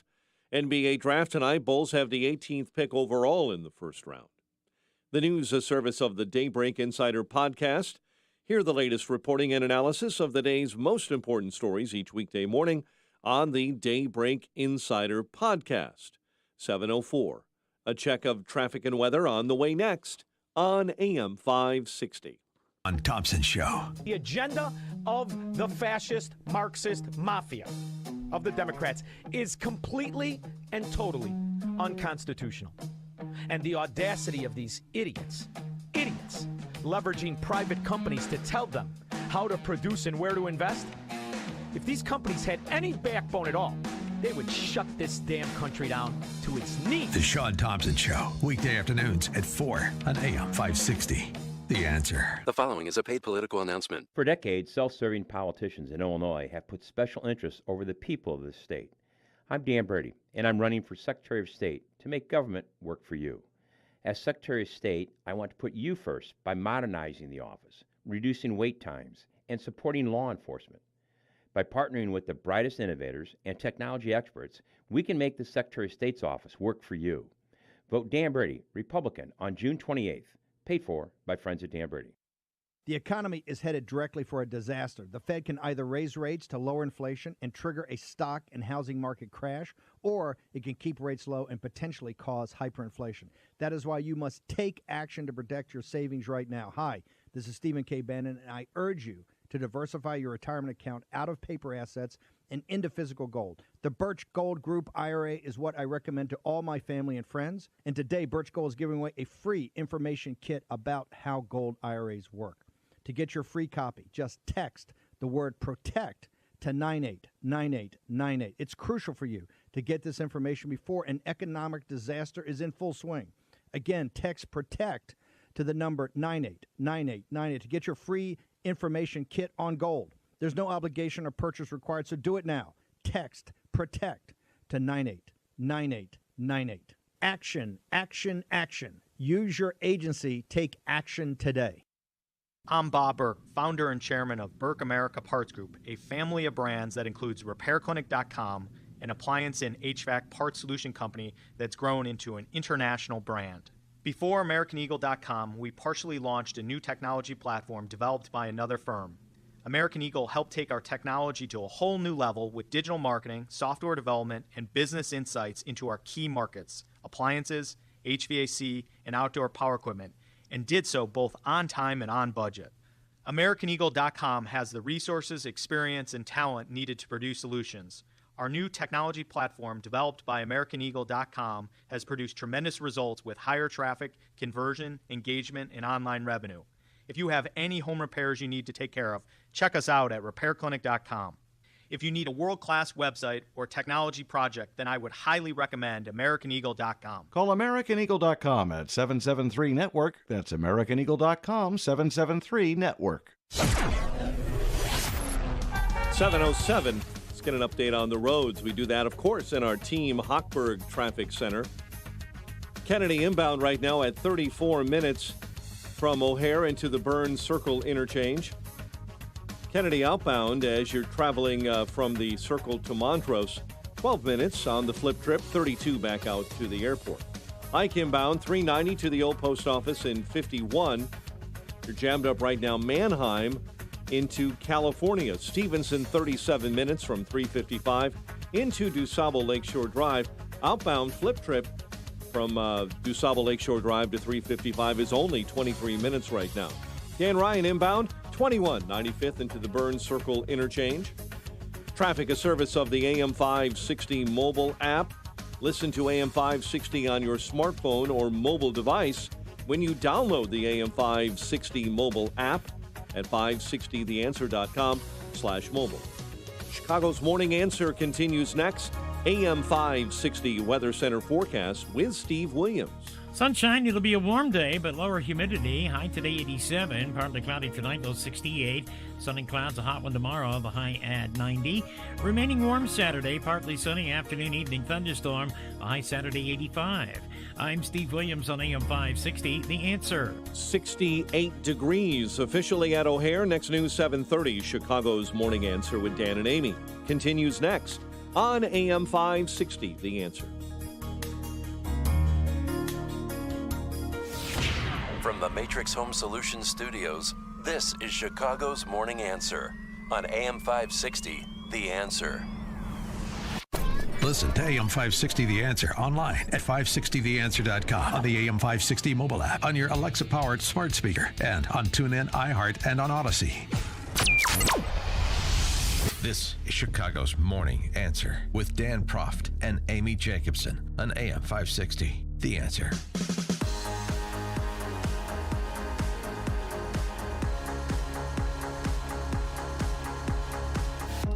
Top of the morning, Dan and Amy, in our effort to continue to bring you candidates for Republican candidates for offices that are on the ballot on Tuesday. Today we're doing Illinois 14. This is one of 3 congressional seats that are potentially pick-upable, if you will, for Republicans this year because of how the year is shaping up, I would argue. 14 is currently held by Lauren Underwood. We talked yesterday to the Republican candidates for 11. That's held by Bill Foster. And, of course, the race in 6, we talked to those candidates as well. That's to take out either Sean Casten or Marie Newman, whichever socialist wins the Dem primary, but both are incumbents drawn together. All 3 of those districts are winnable for Republicans this year, it would seem to me. And Lauren Underwood's been very quiet. I haven't seen her or heard from her or anything. She hasn't made any news lately. No, not lately. But there are some things she said over her first term that I think she'll find challenging to explain in a general election if it's done right. Candidates we're talking to today are Scott Greider, Mike Coolidge, James Marter, Jack Lombardi, and Jamie Milton. And we start with Scott Greider, who's a Kendall County board member and an attorney. Scott, thanks for joining us. Appreciate it. Good morning. Thanks for having me. So we go back, Scott and I, to his days, Kendall County Young Republicans, when I was back on the trail in my misspent youth. Scott, you've been on the county board for a few terms now. Why leveling up for Congress this go-around? Well, I appreciate that, and you're right. We do go back a ways, and just imagine how different things would be if you had been governor back in, was that 10 or 12? 10, yeah. Imagine. Yeah. Boy, it's like a John Lennon song. Yeah. Yeah, there you go. I won't sing for you this morning, but please. The last I was elected to the county board about it's been almost 10 years now, and I've been the chairman since 2016. And what kind of spurred me on this time around were a couple of things to run for Congress. One is that since 2018, Lauren Underwood has been our congresswoman, and I've met with her, I think, exactly one time. I've seen her now 3 or 4 times in the county, actually in the last last month or so. So all of a sudden now she's coming around. That's right. She's in her second term. I keep thinking of her as a freshman because she's been such a non-entity. I apologize. Right. Go ahead. Right. And she actually is bringing the vice president to Plainfield, which is the population center of our district today. And I hope she'll ask her the tough questions, because what I'm getting all over the place is why. What are we going to do about the cost of rising of living that keeps rising? $6 gas, butter, milk, eggs, just the basics going through the roof. And initially we saw things go in the wrong direction, which is kind of why I wanted to jump in here. But before that, even it was just government overreach generally. As the county board chair, we're a something that a sort of what's the word I'm looking for? Part of the state government. So we had to listen to a lot of this executive orders and things like that hurt our small business, and we did our best to keep everybody open in Kendall County. And I just felt like that we weren't being represented either statewide or nationally, and thought this was a good opportunity with a new district, very blue collar, kind of an east to west district now instead of the north to south. And looked around, and I just felt like this is the time to give it a shot. I think actually Lauren Underwood is being very generous, bringing Kamala Harris in to help the Republican candidates. To Plainfield on Friday? I mean, is anybody going to show up? That's a big ask. I'd show up. I'd show up with my spotters to make sure you snap a lot of pictures. But anyway, go ahead. So what sets you apart, though? Well, what sets you apart, Scott, from the other candidates, the other 4? Yeah, I'm the only one that has run and won in a Republican primary and general election against Democrats, and I think that's going to make a difference. And in this election itself, once we get through the primary, I was unanimously elected 3 different times as the chairman of the board, so I can work across party lines as well. But saying that, we're not going to give up on our core principles either. I'm a constitutionalist. And I'm a member of the Federalist Society. Since 2016, when I became chair, we have not raised the tax levy, on property taxes here in Kendall County, and so I'm looking to be a fiscal steward out in DC as well. And once again, just flooding the market with all this quote unquote free money. You're seeing that what's happening with when we flood the market with free money right now. Everything else goes up, and the answer. No pun intended, that Lauren Underwood has provided, gift cards for gas to residents is just a non-starter, and that doesn't work, and that ignores the problem completely. And just provide a little bit more detail during COVID, as a Kane County board member, along with your colleagues, what was your approach to the mandates that were being imposed by the governor? We kind of took the approach that businesses should still be able to operate regardless of, they need to make a living. And so along with our sheriff and our state's attorney, we kind of came to the conclusion early on that in Kendall County, you could operate as you saw fit. Now what that meant was that most of them had state licensing that they had to worry about. Right. there was still going to be potential issues that they had there if they kind of thumb their nose at the governor. But in Kendall County, we were not going to enforce that. As I'm the liquor commissioner by virtue of being the chairman of the board.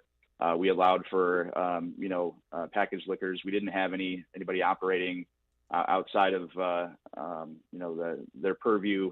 What the state of Illinois did, we can't control that. But in Kendall County, we were able to encourage them. And what I found out since I've been running for this seat is that it empowered a lot of our businesses to continue to try to stay open. And picking the winners and losers between whether it was a big box store that could sell shoes or a mom and pop that could sell shoes, why couldn't they sell those shoes, or furniture store, or, the list goes on. There was no difference. It was completely arbitrary. We were talking a little bit before you came on about the governor's race, and so, knowing where everybody was and the decisions that were made and the basis of some of those decisions. So you're on the list of campaign co-chairs for Irvin and Bourne, for Richard Irvin. Why Richard Irvin for governor? I've known Richard for almost 20 years, and I've had the opportunity to work with him as mayor, and I knew him before he became the mayor, and I felt that when he decided to get into the race, that it was a great opportunity to represent us both locally and somebody that understood the county and local government very well. One of the items that we worked together on was small cell wireless, where they wanted to come through, and the state of Illinois was giving these companies the right to come in and put the new 5G on kind of put them up in any of our right of ways, and it took away the local control aspect of it. They could come through and do it without having to run through our local zoning processes. And, I'm very much a local control person. And so with his help, we were able to get, shine some light on that and get some more media coverage. And it helped slow down the process and get a little bit more for the local control. Unfortunately, it still ended up going through, but it was different things like that where I felt like, if you were able to take that to a greater level and to actually, knock out a, J.B. Pritzker, that would help us. Do you know do you think that he's a Republican? Knowing what you know about how he supported BLM, how he voted in the Democratic primaries, 7 out of the last 8 primaries, you still think he's a Republican?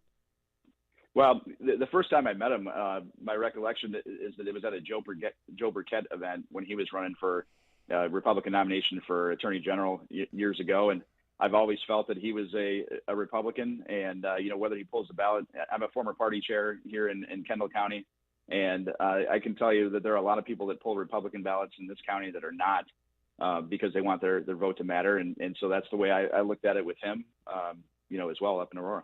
Mm-hmm. Except in reverse. If he's not the nominee, are you going to have any issues supporting whoever is for governor? We have to beat J.B. Pritzker. That's the bottom line. So whoever our nominee is, I'm behind, 100%. All right, Scott. And if you are the nominee, how do you frame the race against Lauren Underwood? What gives you, do you think, the best chance to win a general? I think that just some of the victories that we've had at the local level, where we've been able to keep things in check as far as, as best we can with property taxes. I think that we've got a good base here in Kendall County, which is right in the middle of this district. It goes from Lockport to Mendota, and the district is kind of a microcosm of Kendall County, where you've got the suburban part of it and a very, very agricultural and manufacturing part of it. And I think that just with my experience and having worked in that kind of environment, that'll make me best suited to take on Lauren Underwood and really represent this district. I look forward to it. I've been excited about it. It's been fun traveling all over the place and meeting new people and talking to business owners and talking to farmers and just everyday people at the grocery store about what's on their mind and Lauren Underwood hasn't done anything to help them. And we talked a little bit at the beginning of this. It's curious that she's bringing the vice president in to kind of the heart of the population center of this district. I think she's really tone deaf by doing that. And I hope that the question is asked what they're going to do and how they're going to fix this economy, because they're not answering it now. Well, they are answering it, and it continues to get with their answer. Oh, it's gonna be Well, there'll be a lot of laughs in Plainfield with those two. Maybe That's going to be a good time. Scott Grider, he's a Kendall County board member. He's an attorney. He's a candidate for Congress, a GOP candidate in Illinois 14 on the ballot on Tuesday. More information on his candidacy and campaign, scottgrider.com, G-R-Y-D-E-R, scottgrider.com. Scott, thanks for joining us. Good luck Tuesday. Thanks so much for your time. Appreciate it. Thank you. And he joined us on our turnkey.pro answer line. Connect with Dan and Amy using the AM 560 mobile app. Download it today at 560theanswer.com/mobile. Relief Factor, pain relief that's natural, pain relief that works, and pain relief that attacks the source of the pain. That's the experience of tens of thousands of Americans who are taking Relief Factor right now. See their incredible video endorsements at relieffactor.com and then order your 3-week quick starter pack for just $19.95. That's less than $1 a day. Find out if it can work for you like it works for me by ordering your 3-week quick starter pack today. Relieffactor.com, relieffactor.com. Be the next success story. The following is a paid political announcement. Republican Mark Carroll is running for Congress in the 11th. Why? He loves America. Civilization is facing threats, and the people are standing and saying enough. Mark's right here with us. He's a Hillsdale College graduate, a former congressional staffer, and is endorsed by Illinois Family Action. Mark Carroll is exactly who needs to represent voters in Washington. Mark knows the children are the future. He'll protect them from indoctrination with bold proposals like abolishing the Department of Education. Mark will fight the harmful policies causing inflation like the outrageous prices at the pump and use his leadership skills to rally support and get the economy back on track. Carroll in Congress will bring safety back to the streets. He'll support anti-crime, pro-law enforcement legislation. Join Mark Carroll for Congress with your support and vote to stop the left from ruining the country we love. That's Mark Carroll for Congress in the 11th. Last on the ballot, first in your heart, vote Mark Joseph Carroll for Congress. AM 560, The Answer. Dan and Amy continuing our conversation with Republican candidates for the Congressional seat in 14, currently held by Lauren Underwood, who's BFFs with Kamala Harris. I mean, can you imagine them on stage together tomorrow? She's coming on Friday, which is tomorrow, I guess. And, yeah, they're going to have an event in Plainfield. Wonderful. A meeting of the minds. Next candidate up is James Marter. Marter for Congress. Marter, the number 4 Congress.us is his website. Twice elected and current Kendall County Republican chairman, among other political experience. James Marter, thanks for joining us. Appreciate it. Hey, good morning, Dan and Amy. I'm glad to be on the Morning Answer this morning. How are you doing? Good. So, Jim, you've run for office before, a couple of different offices. What makes this one the one that's going to stick? Look, I'm Jim Marter. I'm running for U.S. Congress in the 14th District to represent you. My beautiful wife, Jill, and I have been married 37 years. We're blessed with our 4 children and grandchildren. But I'm in the race for the same reasons that matter to you, to protect life, liberty, and the pursuit of happiness. These are the foundations of our American principles. Our nation and values are under assault. The current occupant, Lauren Underwood, does not agree with these principles. She votes 100% with Pelosi and Biden. She's a friend and cohort of the squad, along with Kamala there, right? And she has failed to denounce anti-American statements and anti-Semitism by Ilhan Omar and Rashida Tlaib. She's failed to keep America safe and secure the border while she served on the Homeland Security Committee. And she's failed the business community and fueled inflation on the American worker. Has she authored any legislation, James? You know, I have not seen anything recently. I know she did a little bit in those first 2 terms, but mostly she's quiet as a mouse, voting 100% of the time on every bill that comes down her pike from the Biden-Pelosi administration. What's your policy priority if you were to make it to Congress? So, look, my plan's simple. Set our economy on a firm foundation of growth. Dismantle the Biden policies that have robbed us of energy independence. Bring American energy back. Stop the policies fueling inflation. We need to protect our rights and freedoms, secure our border, protect our votes, our individual liberty, medical choice from the assault of mandates, and protect parents' rights for our children in schools. And finally, stop out-of-control spending. In Congress, I will be relentless in my efforts to reduce the size and scope of the federal government, end government waste, fraud, and abuse, and balance the budget. These are simple things. This is what America needs, like House Freedom Caucus Congresswoman Mary Miller, who's endorsed me in this race. She's 100% conservative. We need more House Freedom Caucus members. I will join the House Freedom Caucus with Jim Jordan and the rest. We need to get this done. It's time to do it. Tell us what kind of campaign you've put together. How do you have the resources, manpower, and money to not only for Tuesday but beyond? Absolutely. So up till now, I mean, look, we've got the best grassroots campaign. I'm endorsed by over 120 people in and around the district. I have Republican leaders. I have the endorsement of Illinois Family Action, McHenry County Pro-Life Victory PAC, Taxpayers United of America. As I mentioned, Congresswoman Mary Miller, the Illinois Federation of Right to Life. And I have folks that are working for me, and my team's working for me. And we're out there walking precincts. We're out there getting the job done. We've had the good fortune to be able to drop multiple district-wide mailers. We're running advertising. I mean, it's been a great year for campaign, and I'm excited with this crazy, ridiculous summer primary, right? So it's great that we can get out there and meet people in the spring and summer here. What's people's biggest problems right now? I mean, besides inflation, the obvious, what are there some kitchen table issues that people in your district are concerned about? It's their rights, that the shutdown, the shuttering of the economy, the attack on their individual liberty, what's going on in the schools. I mean, the indoctrination in the schools, the assault from the mandates. And look, these people, they need some help. But really the big thing, as you said, it's inflation in the economy. And people cannot afford what's going on. That's a tax on them. It's a tax on the American people. And that's what they're doing, and we got to stop it. Where are you on this quote-unquote bipartisan gun bill that's moving its way through the Senate? Look, the whole bill is ridiculous in itself, but I'm all for, hey, if we can give the American people some of their hard-earned taxpayer money back, let's do that, give them a break. But, they're only doing this temporarily. Let's get in there and do it for real. Let's as I said, my mission is reduce the size and scope of the federal government. Let's cut waste, fraud, and abuse, eliminate things like the Department of Ed and things we don't need. Well, wait.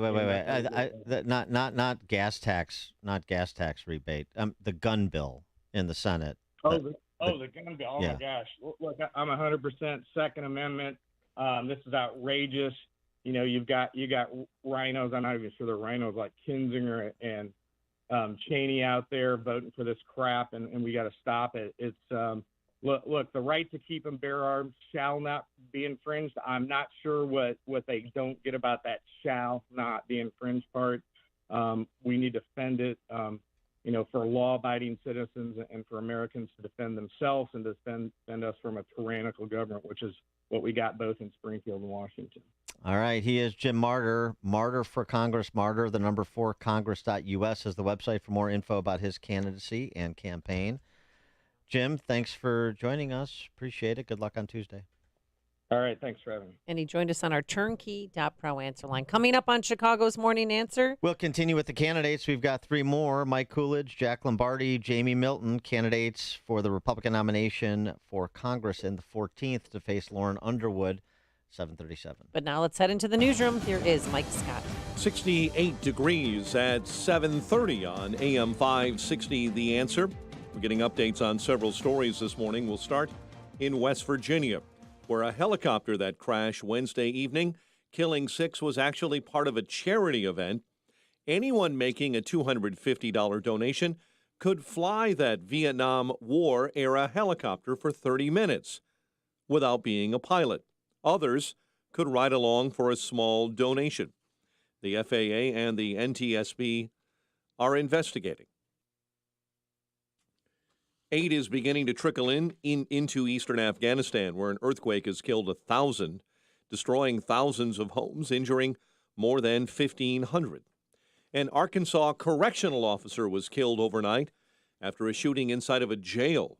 Arkansas State Police say it happened while a suspect was being processed.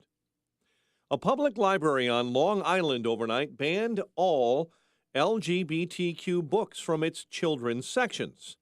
The Smithtown Library Board voted to what so-called hide the pride during this month's Pride Month. That includes banners and other displays. This isn't Alabama or Florida or the Bible Belt. This is Long Island. That's Dr. David Kilmack, president of the New York LGBTQ Network. Bail denied a man accused of kidnapping a woman and chaining her up inside of an abandoned home for several days on Chicago's far south side. Joe Kamen appeared in court yesterday on charges of aggravated assault and aggravated kidnapping. Members of the Great Lakes Regional Fugitive Task Force picked him up yesterday in Elsip. A Chicago man is receiving nearly 3 years in prison for setting a Chicago police vehicle on fire during rioting and looting in the city in 2020. Timothy O'Donnell was sentenced yesterday to 34 months behind bars after pleading guilty earlier this year. President Biden is confronting ongoing pain at the pump, he says, speaking at the White House, calling Congress to authorize a 3-month gas tax holiday. Some within President Biden's own party are expressing doubts about the move, including Illinois U.S. Senator Dick Durbin. I support it, but I think we need to be honest about it. It's not going to show a dramatic change in gas prices unless states follow suit. Republican Senator Mike Braun of Indiana says the stunt is only a Band-Aid. Braun, you may recall, runs a national distribution and logistics company. Cubs beat the Pirates 14-5, while Toronto topped the White Sox 9-5, and the Bulls pick 18th overall in tonight's 2022 NBA Draft. The news service of the AM 560 Advantage, where membership has its privileges. Join today, 560theanswer.com/join. A check of traffic and weather is on the way next on AM 560. Mike Gallagher doesn't see the left letting up. You think they're going to give Ron DeSantis any peace? They're going to see Ron DeSantis as Donald Trump 2.0. They're not going to give him any peace. It's going to be just as bad. That's how they play ball. They break the law. That's what they're doing outside the Supreme Court justices' homes. The Democrats don't care. The Mike Gallagher Show. Weekdays at 9, right before Dennis Prager at 11 on AM 560. The Answer. Balance of Nature's fruits and vegetables in a capsule. Changing the world, one life at a time. So I went to the ophthalmologist for my eye exam. He says, "What are you doing?" And I told him about Balance of Nature. He said, "Well, whatever you're doing, keep it up." Every year I go in to see my doctor. She says, "Whatever I'm doing, it's working." Just had my physical, and the doctor says, "Whatever you're doing, keep doing it." So my primary doctor, she couldn't get over how much better I was doing. She said she'd never seen anything like it. Here's a product from Balance of Nature that basically makes it so you get the nutrient equivalent of eating 10 servings of fruits and vegetables a day. For the patients that I have taking it, it's been phenomenal. Get a wide variety of all your daily recommended servings of whole fruits and vegetables without having to leave your home. Right now, Balance of Nature is offering free shipping and 35% off on any new preferred order. Call 1-800-2468-751 or go to balanceofnature.com and use discount code CHICAGO. The following is a paid political announcement. Rich Irvin does not seem to understand how hard the taxpayers work for the money. That's former Aurora Alderman Rick Lawrence, who wants you to know what he knows about Mayor Richard Irvin. So does real estate developer Dan Heitz, who said Aurora businesses needed Richard Irvin to stand with them against Pritzker's shutdown, but Irvin stood with Pritzker instead, says Heitz. He followed Pritzker's lead, and he didn't stand up for the people of Aurora. He stood up for big government and big governor. When Aurora residents needed Richard Irvin to protect them from rioters, Irvin stood with Black Lives Matter, according to Alderman Rick Lawrence. Our police were told to stand down. Dan Heitz remembers. Basically, Richard Irvin dropped the ball. Protesters started rioting and burning. Police just standing there watching.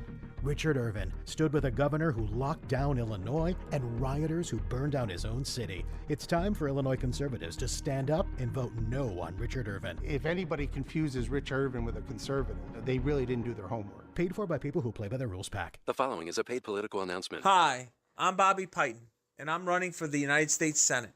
Are you tired of high oil prices, runaway immigration, sanctuary cities and sanctuary states, food prices skyrocketing, the economy being shut down, bogus mandates, sexualization of our children, and more? Well, so am I. I'm the father of 5, and I've been fighting relentlessly for the past 19 months to restore the voice of the American people. I've testified in Arizona as well as Georgia and helped prove that fraud exists in multiple states. Please support my primary run by voting for me on June 28th. You can visit me at bobbypiton.com, and I have been endorsed by countless patriots, including General Flynn. Paid for by my campaign. Thank you, and God bless. Paid for by my campaign, Piton for U.S. Senate. It seems like everyone is on a complicated diet these days. Gluten-free, keto, metabolic, sugar-free. And with these diets comes special dietary protocol and food products. You can find plenty of advice on your social media sites, but you need expertise to purchase the right food items. A visit to Lil's Dietary Specialty Shop is necessary to shop the best food choices for a medical diet or health plan. Lil's Dietary Specialty Shop stocks all the hard-to-find foods you're looking for, like wheat and dairy alternatives, sugar-free baking mixes, healthy snacks, and more. There's no longer a reason to put off that diet you're supposed to be on when you have Lil's. The staff has personally researched and vetted each item in the store and has plenty of choices in stock. Lil's Dietary Specialty Shop on 111th Street in Mount Greenwood on the south side of Chicago. Stop in and shop in person or order online at lilsdietary.com and get your items shipped right to your home. lilsdietary.com. Shop, learn, and be healthy. This station is supported by Simple Green and simplegreen.com. 7:37. Let's get an update on the roads now. Team Hochberg Traffic Center time. And this update on the roads is a service of Dan and Amy 24/7. Around the clock, all day, every day. Listen now, danamy247.com. We'll start on the inbound Edens, 22 minutes inbound from Lake Cook Road into the junction. Kennedy inbound, it's 36, O'Hare into the Burns Circle interchange. Ike inbound, 52, 390 to the old post office. You'll ride the brakes hard, 17th through Damon. Stevenson in, 52 minutes from 355 into DuSable Lakeshore Drive. Dan Ryan inbound, 27, 95th into the Burns Circle interchange. I-57 jammed up in the roadwork zone, northbound between Flossmoor Road and I-80. Reagan Memorial Toll Road. Do the road work on the northbound Tri-State exit ramp. You have a backup on I-88 eastbound between Cermak Road and the Tri-State. Chicago's Morning Answer continues next. AM 560 Weather Center forecast. Plenty of sunshine today, warm with low humidities and a high of 87. 68 right now. Next news at 8. Chicago's Morning Answer with Dan and Amy continues next on AM 560, The Answer. From the Matrix Home Solutions studios, this is Chicago's Morning Answer on AM 560, The Answer. Listen to AM 560 The Answer online at 560theanswer.com, on the AM 560 mobile app, on your Alexa-powered smart speaker, and on TuneIn, iHeart, and on Odyssey. Only the biggest stories, only the biggest guests, and only the biggest opinions. This is AM 560, The Answer.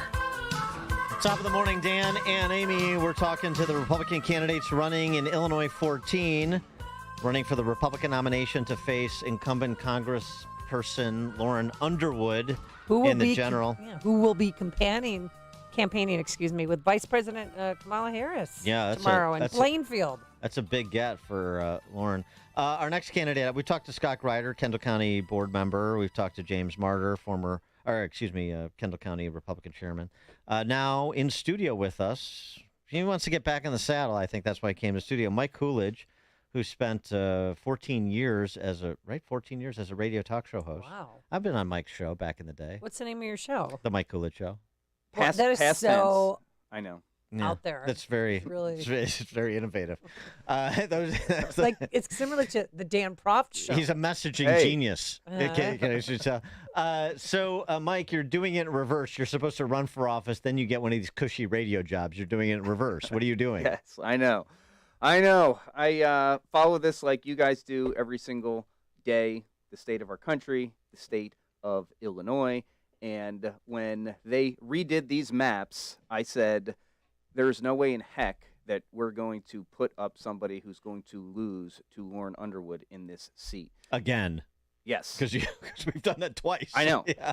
So I looked around. I asked people who I really trust. A mutual friend of ours, Jeannie Ives, was one of the first people I asked, and she interrupted me in the middle of explaining this, and she said, Mike, run. You can win this seat. You can run. You can do this. And here we are at the tail end of the campaign, and I've run a better campaign than any of my opponents. I've raised more money than any of my opponents. I have more volunteers and resources. We're having the best feedback. We're really confident Tuesday night. We're not taking anything for granted, but we're the best candidate to take on Lauren Underwood, and we're confident, too, that we're going to beat her in November. Do you think it's an act of desperation that Vice President Kamala Harris is coming out? I mean, this is almost unheard of. I hope that for she comes congressional every candidate. single week between now and November, Kamala Harris, into the district and into Illinois, because she... What's she going to say? She's the... She's worse than Joe Biden as far as speaking goes and articulating the viewpoint of the Biden administration, which, by the way, Lauren Underwood is 100% behind, voting 100% with. There was a piece in today or yesterday's Wall Street Journal, Daniel Henniger, at the very end said something I've been saying from the beginning, which is we need to do the exact opposite of everything that they're doing with the border, with gas taxes and gas taxes, and they're talking about gas cards. Lauren Underwood was for all of these things, just ridiculously stupid. They'd have no clue about how the private sector works, how businesses work. And Lauren Underwood's been a bureaucrat her entire life and a 2-term congressperson. She is completely out of touch with the people of the 14th district, the new 14th. By the way, the new 14th district, 70% of it has never voted and seen Lauren Underwood on the ballot. So she has no connection with this district. She does in certain areas like Kendall County and north and a little bit east of that. But the whole western part of the district is very Republican. We have the southern part of the district as well, all brand new to her. So we have already built connections with people all over the district. And I've been traveling every single day. I'm getting sunburned, out knocking on doors every day. But we're really confident that we're going to do this, Dan. You're a military veteran. Yes. So where are you with U.S. support for Ukraine in trying to repel the Russians? I mean, should our support be open-ended? Are we doing enough? Are we doing too much? No, it should not be open-ended. I'm concerned about it a lot, that we just have this kind of rubber stamp. Let's just keep writing checks and see what happens here. That's one of the reasons I often say on the campaign trail, you don't need to have served in the military to love your country or be a patriot, but it does help when you're asking a Lloyd Austin or a Mark Milley in a committee meeting, what the heck are you doing with our military? If you've served in uniform and you've been in a combat zone and you're not intimidated by these people with stars, they don't know everything. The senior leaders of our military, and definitely the senior person in the Department of Defense right now, I think should be questioned about everything they're doing with our military. And yeah, the Ukraine thing, I mean, yeah, it's awful that Vladimir Putin invaded, but are we going to do that for Finland now too? Are we going to do it for any country in Eastern Europe that is threatened by Putin, all on the taxpayer dimes of Americans?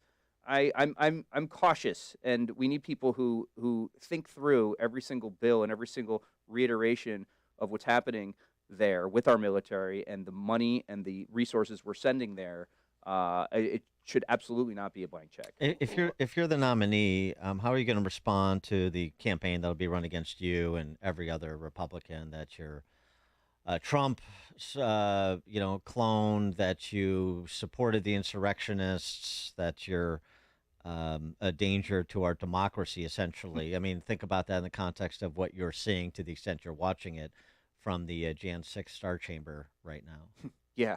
Did they reignite it? Now they're talking about dragging it out into July. And obviously, it's a complete distraction from inflation, from the border, from gas prices. We just have to shift, and this has happened numerous times. Some of the editorial questions from some reporters in the district, that's all they want to talk about. January 6th. Where do you stand on Trump? Where do you stand on January 6th? It's like, to me, that's almost offensive to the people who can't afford to fill up their gas tanks, who can't afford groceries. They're going to do that. You know they're going to, and we just need to call them out on it, that they are completely distracting from the actual real issues of the American people. What about the federal gas tax holiday to reduce prices? 18 cents a gallon, 4 cents for diesel fuel. Are you for it or against it? It's dumb. It's stupid. It's a Band-Aid that won't do anything. It will likely increase gas taxes ultimately gas prices ultimately, because the market will react to it. And a lot of people think that it is a tax on the point of sale of when you fill up your gas tank, but it's not. It's a step before that. So the market is going to respond to that, and it might wind up being and resulting in more. We need to drill more. We need to approve more refineries. We need to approve more. We need to not be in the complete lockstep with the environmental extremist lobby, which Lauren Underwood is in. And no, I think that's a bad idea, and it's not going to help things. Well, when you were doing your radio show, and it was syndicated in markets that were described as, you described, small town America, rural America, non-big city America. Yes. So what did you learn over 14 years from talking to people in those communities every day? That they're ignored by so many people, that their viewpoint is not talked about, not expressed. It was funny, right after Trump was elected in 2016, there was like this 3-week window or so where all these reporters from New York City and LA and DC and even Chicago, the city proper, well, let's go check out LaSalle, Peru, and Hennepin, and Sycamore, Illinois, and Yorkville. Let's see what makes them tick.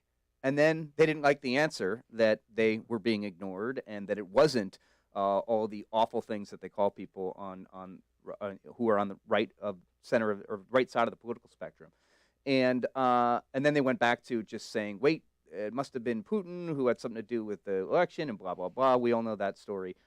They continue to be ignored now. Again, talking about what you just said, distracting from the issues that are hurting them. And when I knock on doors and talk to people, every single one of them says inflation, gas prices, and the border are their number one issues. And that, of course, is being ignored by people in the Chicago media market, deep down blue Chicago I'm talking about, and the coastal elites.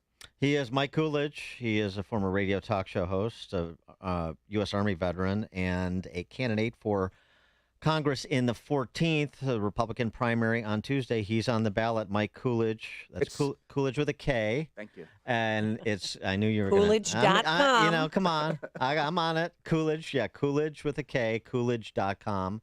And Mike, thanks so much for joining us in studio, and good luck on Tuesday. Love your show, Dan and Amy. Thank you. Hear about the big stories of the day, then talk about them right here on Chicago's Morning Answer on AM 560. The Answer. The following is a paid political announcement. Across northern Illinois, Republicans are talking, and they are saying that the nomination of Judge John Novarini will give Republicans the best chance to win a majority on the Illinois Supreme Court. Judge Novarini is a committed Christian. As a family law judge, he always protected parents' rights and our children. As presiding judge of the Criminal Law Division, Novarini always understood the punishment needs to fit the crime. Novarini is fiercely independent and not beholden to the trial lawyers or any special interest group. John Novarini, a consistent conservative judicial philosophy. No surprises on the bench.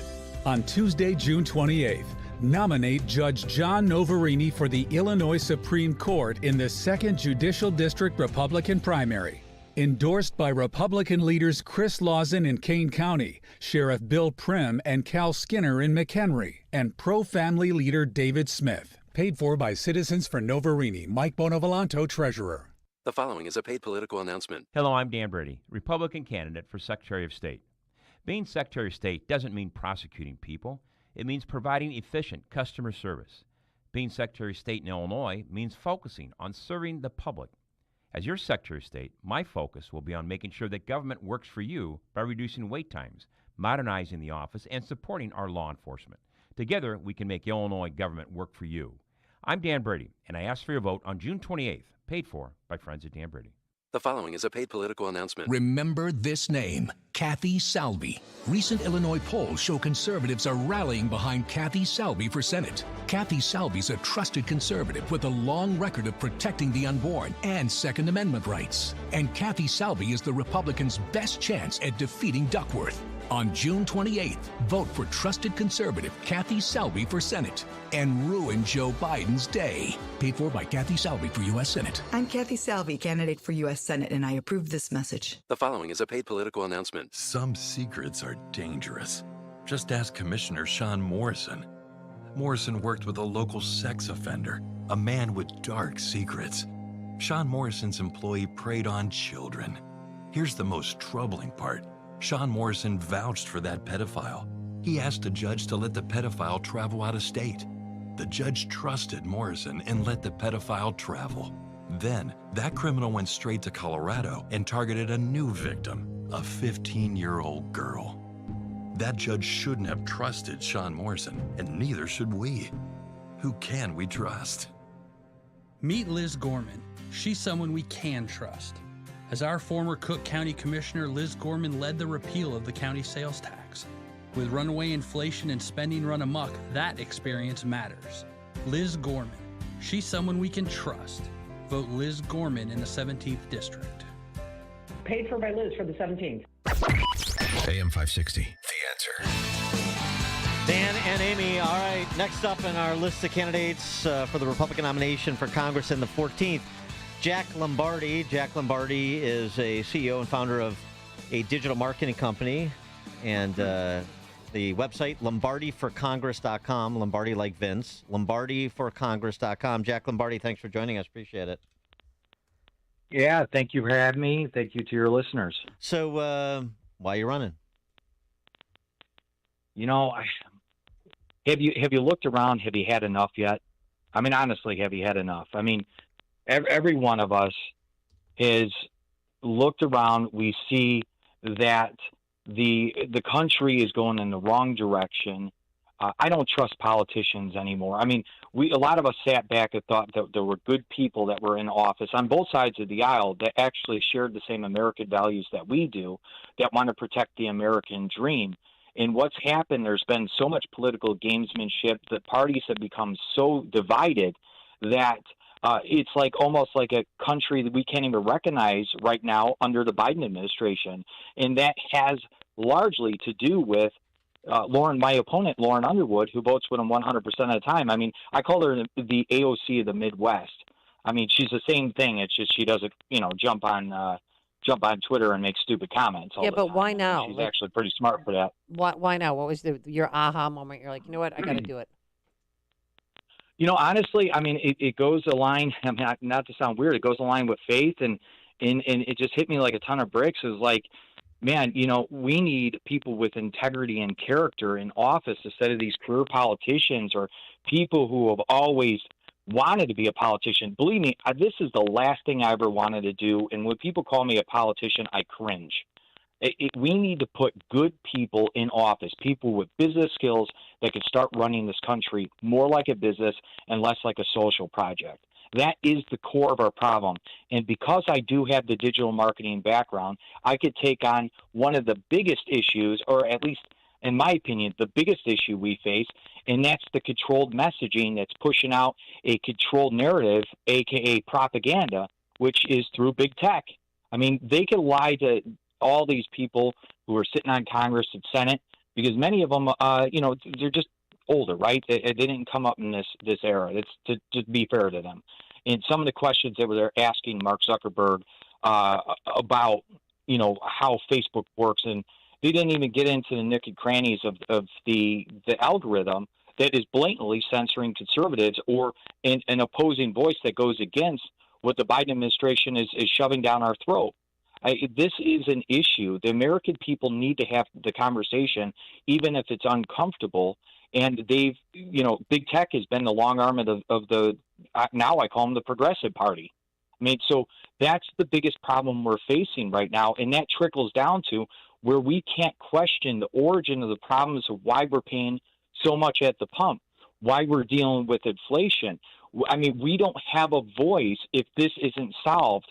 And it's putting a big mask, or it's putting duct tape over the mouth of good-hearted Americans who love the country, who say, hey, wait a second, there's something wrong here. They can't cry foul. I mean, even going back to the unconstitutional mandates that happened when, I rallied behind the moms. I've had my life threatened over it. But, if there's a hill I'm going to die on, it's going to be protecting my children, your children, and our grandchildren, because they are our future, right? So whatever we don't call, as foul, that this administration, like things that are happening down in Springfield and what's happening in D.C., our youth is going to think, well, this is just normal. And we know it's not. So it's on us. It's on our generation to get up and fight for these kids. And I'm so grateful that so many people did, and so many Illinoisan moms got involved. Matter of fact, I have a Facebook group with 21,000 moms in it that I built and protected to help give them a voice so they can learn about what's happening in Illinois schools. I mean, there's a amount of issues and reasons why. But go ahead. I'm sorry. Since you brought up the digital marketing company and the angle of incidents, big tech, we haven't heard a lot of candidates talking about big tech, which is interesting. Do I understand one of your properties is a dating site of some sort? Mm-hmm. Yep. I built a dating website years ago for people with sexually transmitted diseases because, the Christian in me said that Jesus never turned his back on anybody, right? And what that did is it actually helped people who have been impacted with an STD to find hope and love again. And, I've received emails from people that said, man, this is the second chance I was looking at. And, that's what's great about America. I mean, we're always given another chance. I mean, that's why the American dream is so great, is that we can, as long as we're willing to put in the work, or we're willing to, put our nose to the grindstone, we can prosper in this nation. Yeah. I mean, you got to understand. Monkeypox on that now, because monkeypox is it's common, and it's sexually transmitted disease, mostly in the gay and bisexual arena, but still. All right. What are you, Dr. Ruth? Okay.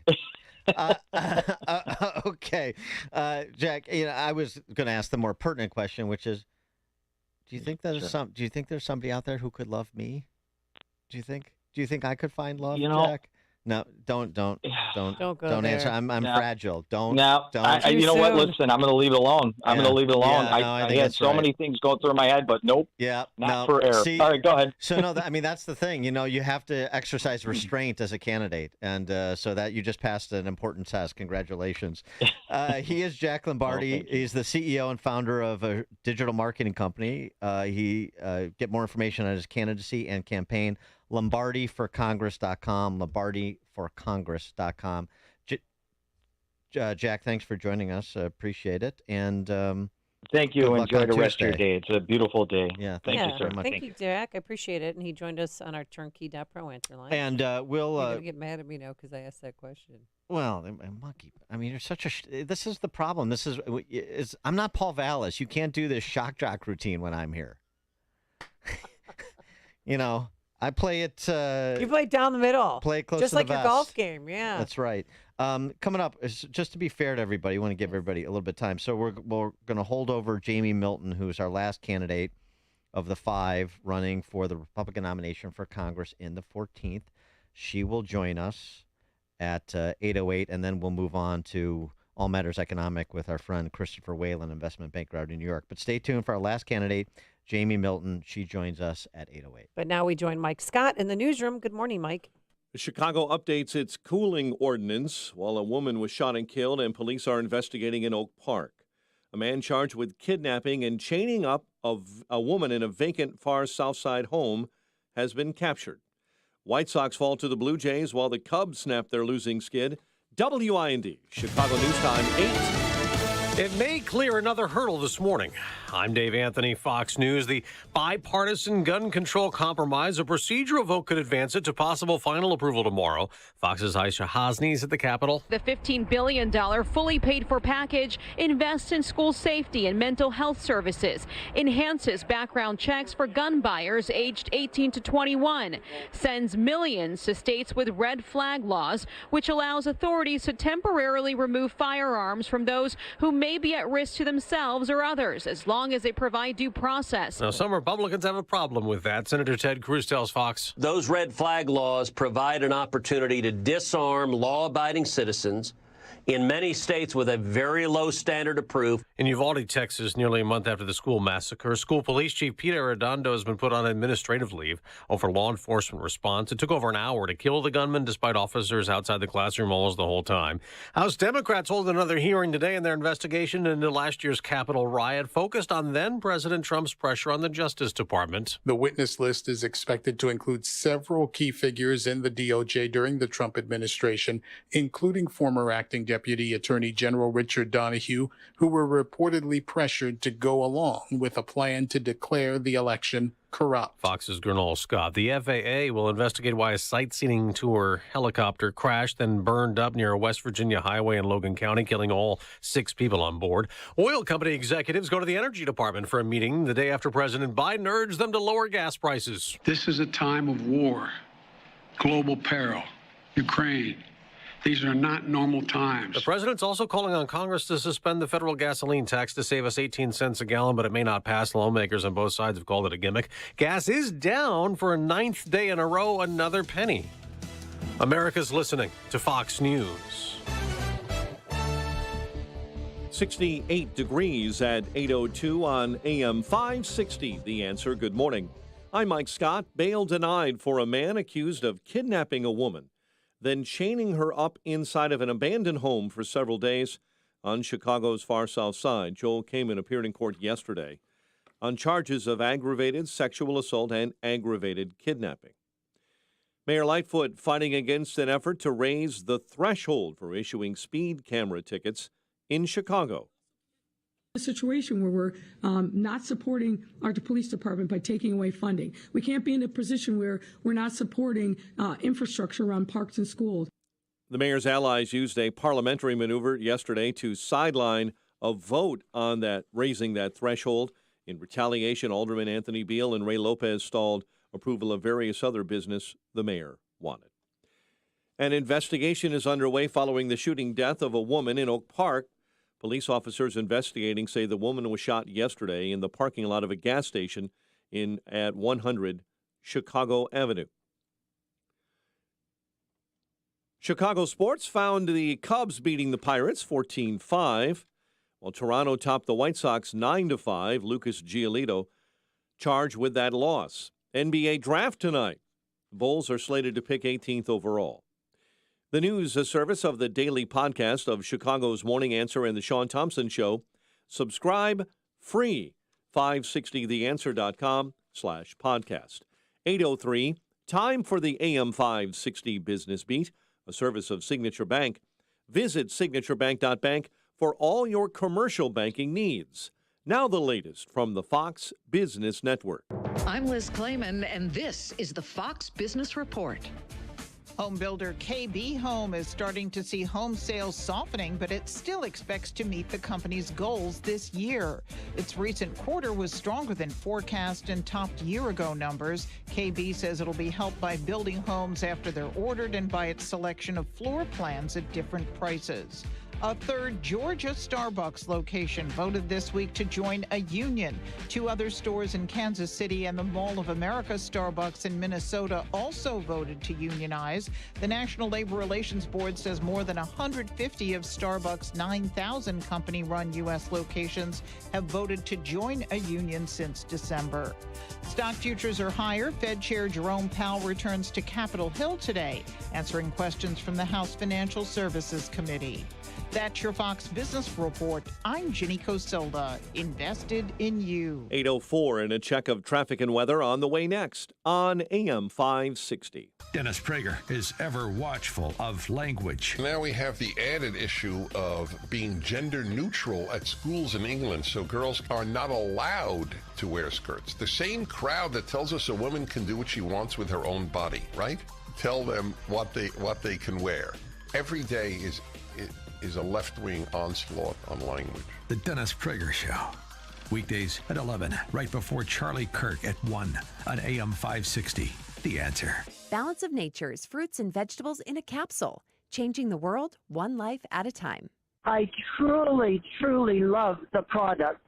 It has kept me going. I mean, I'm 70 and I'm still out here fighting fire because I'm in and out of a truck. I'm dragging fire hose.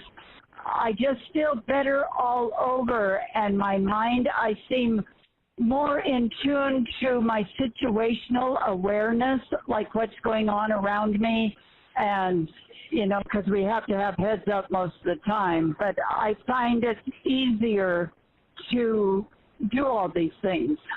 Start your journey to better health with Balance of Nature right now. Call 1-800-246-8751 or go to balanceofnature.com for more information or to place your order. Shipping is always free, and don't forget to get 35% off your first order as a preferred customer by using discount code CHICAGO.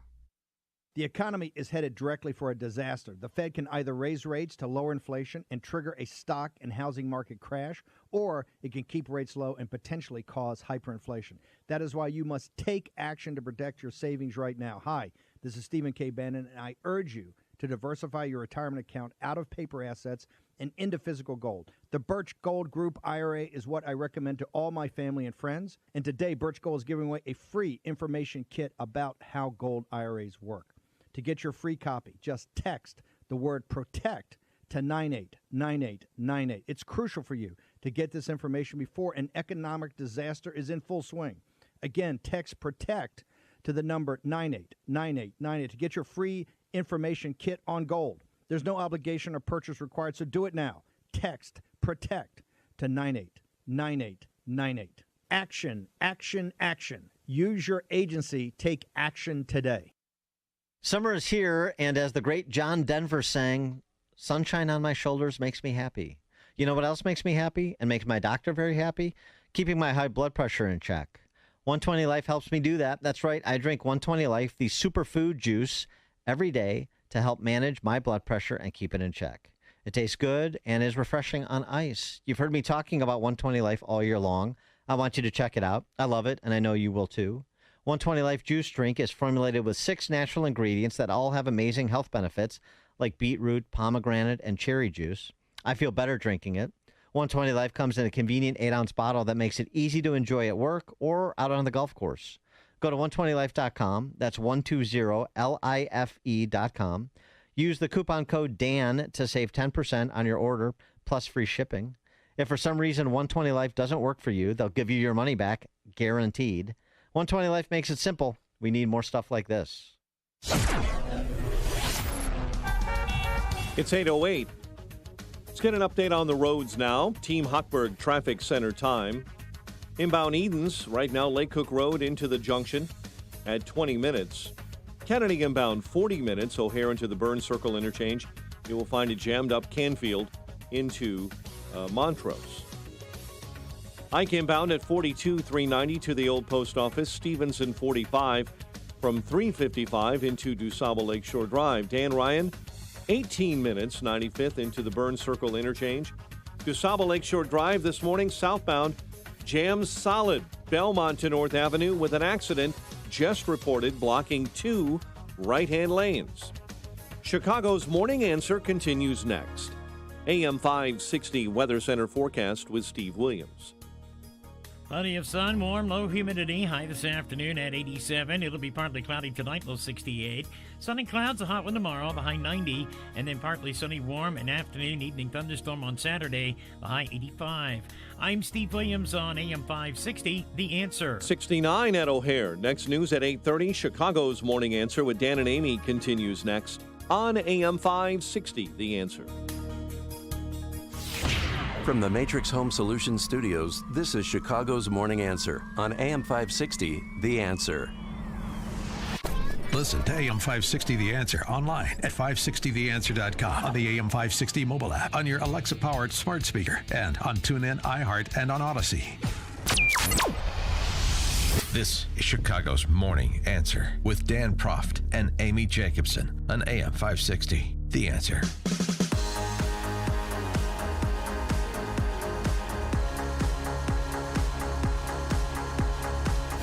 Top of the morning, Dan and Amy. All right, our last candidate in our review of the 5 candidates running for the Republican nomination for Congress in Illinois 14. That would be to face Lauren Underwood, who's bringing the giggler, Reparation 8, Kamala Harris, to Plainfield tomorrow. I think I'm going to have to go to that.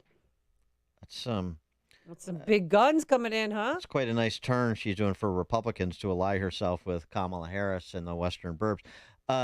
So Lauren Underwood, one of the pickup opportunities. You've heard us talking to candidates for 11 against Bill Foster, for 6 against either Sean Cass or Marie Newman. 3 Chicagoland, suburban and exurban opportunities for pickups as part of taking back the House in November. This is also part of taking back Chicagoland suburbs and taking back Illinois by extension. So these are important races. And you're seeing the opportunity that other people see when you have as many candidates running for the nomination as you do in these districts. Our last candidate that we're going to speak with today is Jamie Milton. Her website, campaign website, Jamie, Jamie, Milton.com, jamiemilton.com. She's a conservative Republican. She describes herself who has gone through some hardships in her life that she says inform the kind of congressperson she would be as the representative for Illinois 14. She joins us now. Jamie, thanks for being with us. Appreciate it. Good morning, Dan and Amy. Thank you for having me today. So what drove you to this candidacy? Yes, so I love America. I love God and I love people. And I come out of the corporate sector. I have 25 years in business, various levels of leadership, with the last 5 years serving as vice president to a manufacturing facility that made pellet mills for America's farmers. Over the last several years, when we encountered the lockdowns and mandates, it was extremely concerning to me that we were waiting to hear from the government on whether we were deemed essential or not. Unfortunately, through that, there were layoffs that took place. We were told to mask up our mechanics, which anyone who wears glasses knows that when you put a mask on, it actually fogs up the person's glasses. And to see that the government was releasing to the American people solutions that just simply did not make sense. Not only do the masks not work, for one, but for two, I have mechanics who are working with machinery tools with their hands. Their glasses are fogging up, and this created a massive safety hazard. So I was able to get those mask mandates torn down. But at the root of it all, what I saw was an attack on our U.S. Constitution, an attack on our freedoms as American citizens, and a government that has crossed over and feeling as though they have the right to tell its citizens that they don't have the ability to earn an income and pay their bills. This is when I decided to step up. I thought, you know what, enough is enough. And I need to now become part of the solution and bring my experience to Washington and be that wall of protection to our families and our communities. How long were you shut down before they deemed you essential? Well, everything was, we were able to put things in place where we had separated office staff, we had separated the mechanics, but because it hurt our business so bad because our client base was being told to shut down. So therefore that impacted business. So our layoffs predominantly were because of the lack of business coming in due to other businesses suffering from that. But yeah, we laid off about 10 to 15% of our staff. And so as a leader, you feel the weight of that because these are not just employees that you're laying off. These are families that can no longer be provided for. And I had a problem with that. You mentioned, as I mentioned at the outset, the obstacles you've overcome in life that inform your candidacy, for example. Yes. So I feel that I have a very unique and dynamic and powerful story. I do have a story of rags to riches in the sense that I came from a broken home. I was born to two 18-year-old parents. So basically children having children. And of course, that's not necessarily going to, set you on a firm foundation in life. But I grew up in the inner city and within Cook County, and I have seen and experienced firsthand what democratic policies, how it affects our families and our communities. I went to an inner city high school. I encountered gang violence. What high school? Firsthand. What high school? Schurz High School. Schurz. Schurz Okay. High Yes. School. They're in our conference, yes. Yeah, rough. It was rough back in the day. I mean, now it's that neighborhood has changed quite a bit. But when I was going back there in the 90s, they had there were gunshots going off outside the school, gang fights on the CTA buses, and it was just a different world. My concern is it hasn't changed, yeah, Jamie.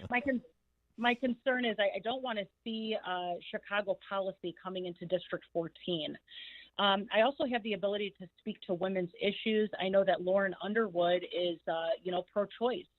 I was a 15-year-old little girl that was allowed to walk into an abortion clinic and make a life-changing decision that brought a great amount of depression into my life that took a lifetime to work through. Now they have reduced that age down to 12. Does a 12-year-old have the ability to make a medical decision that not only can harm them from a physical standpoint, but also harms them from a mental, spiritual, and emotional standpoint? And so I really feel because of my personal experiences, I am the strongest pro-life advocate in this race. Lauren Underwood is going to have a hard time coming against me on pro-life issues, being someone who has walked through it, has seen the other side of it, and knows the darkness that awaits a woman on the other side of having made a decision like that. Medically, a person does not have the ability to understand that there are consequences to their actions until they become 25 or 26 years old. So knowing that from a medical standpoint, why on earth are we allowing our children to make decisions like changing their gender, walking into an abortion clinic, all these decisions that the government would love to say, we want to empower our children to make these decisions? What I see is that we are tearing down parental rights. And it's almost as if the education system is desiring to become the parent to that child. And I have a massive issue with that. This is your first time running for office, right? It is. And so what's the experience been? I wonder, just to provide some instruction to other people who may be considering running for local office next year or a state or federal office later down the road. What do you say to them? Yeah. So, I want to encourage everyone. I feel that often in our society, fear can hold us back from moving forward. So, of course, when it came to me, it's time to step up and become part of the solution. The thoughts are, well, how do you even run for Congress? What does the petition look like? How do you get on the ballot? There's all these practical questions that need answering. My experience going through even like the FEC website, the Illinois State Board of Elections website, there were some discrepancies that I came across on the site, such as you are not considered a candidate until you raise or spend $5,000. So I thought, my goodness, am I going to be able to accomplish that? So I called the organization. They said, actually, the wording on there is very poor. You can run as a candidate. You don't necessarily need to raise or spend the $5,000. I said, well, your wording on there says otherwise. And so my concern with that is that people may be deterred from moving forward and becoming a solution to their communities because of things like wrong information being out there. And if we know it's wrong, why isn't it being corrected? But our U.S. Constitution and our forefathers were very clear that this position is a position who is called to serve. When I first decided to run, I had many people in the Republican circle say, if you can't raise $4 million, don't even bother. And I thought, well, that's very counterintuitive to what our forefathers had envisioned. My heart is to run to protect the American people, to protect our children, protect our communities, and really protect every facet of society that our current administration seeks to destroy.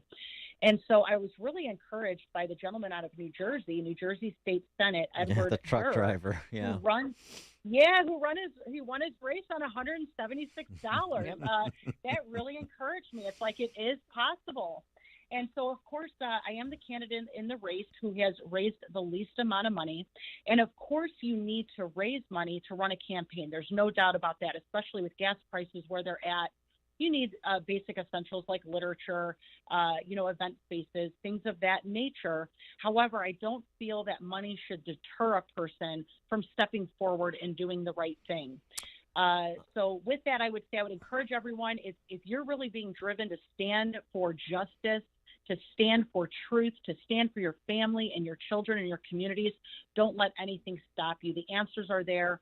I have seen more grassroots candidates being raised up in this hour for such a time as this, for this very reason. And it's very encouraging. So I encourage everyone to get involved, whether it's at your local school board, whether it is at your county. There are many positions that need good soldiers, good American patriot soldiers standing guard to protect the fabric of what this nation was built on. She is Jamie Milton, JamieMilton.com, Jaime Milton.com is the website.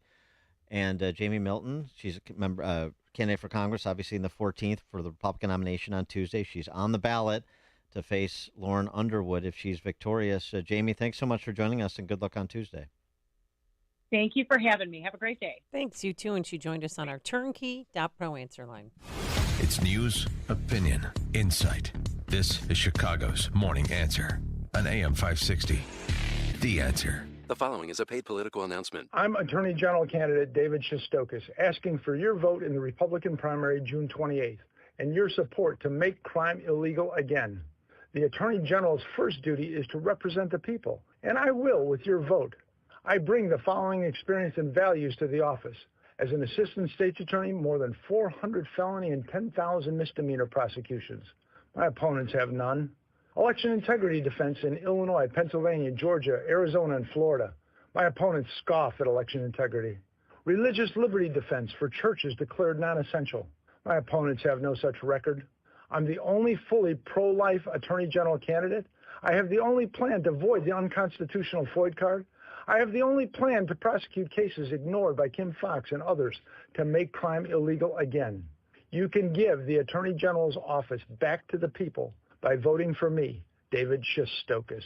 Paid for by Committee to Elect David Shostokis. I'm Rich DeRozier, Chief Communications and Content Officer at the Pro Football Hall of Fame. Recognized as America's premier sports Hall of Fame, we needed a premier digital agency for our website. We chose AmericanEagle.com, and they've been coming through in the clutch for us ever since. We needed a feature-rich platform and online store with easy-to-use navigation so football fans could quickly find what they're looking for. Our site is packed with content, videos, podcasts, event and ticket info, so much more. The team at AmericanEagle.com produced a world-class website that provides enhanced digital marketing capabilities and sponsorship opportunities. From website design and development to hosting and digital strategy, AmericanEagle.com provides great solutions and is always there for us. We've worked with them for 20 years, and we are proud to recommend AmericanEagle.com. For everything you need to know about pro football history, visit ProFootballHof.com. If you're in need of a website to provide a Hall of Fame experience, go to AmericanEagle.com. Call AmericanEagle.com at 877-WEB-NOW-1 or visit AmericanEagle.com.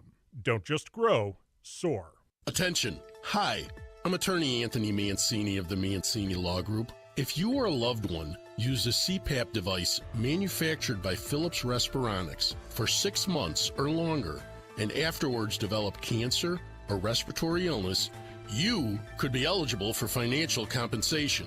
Philips Respironics manufactured CPAP devices using known cancer-causing materials. Contact the Mancini Law Group for a no-cost case evaluation. If you or a loved one used a Philips Respironics CPAP machine for more than 6 months and consequently were diagnosed with cancer or a respiratory illness, you may be eligible for financial compensation. Contact the Mancini Law Group for a no-cost case evaluation at 773-745-1909.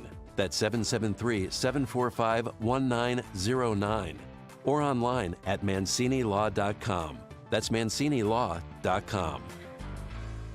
The following is a paid political announcement. Hi, I'm Bobby Piton, and I'm running for the United States Senate. I'm a God-first U.S. constitutionalist candidate. Father of 5. My parents survived World War II and communism in Poland and were graced by God and the American people to be allowed to immigrate to the United States. For the past 19 months, I have been working relentlessly to return the favor by restoring the will of the American people through my work on voter integrity. I have fielded questions by Mayor Rudy Giuliani at the Arizona State Senate hearings, testified at the Georgia State Senate hearings, and exposed fraud in Pennsylvania. I have become friends with and have been endorsed by General Michael Flynn. Please vote for me in the primary on June 28th and visit me at bobbypiton.com to find out more. Thank you and God bless. Paid for by my campaign, Piton for U.S. Senate.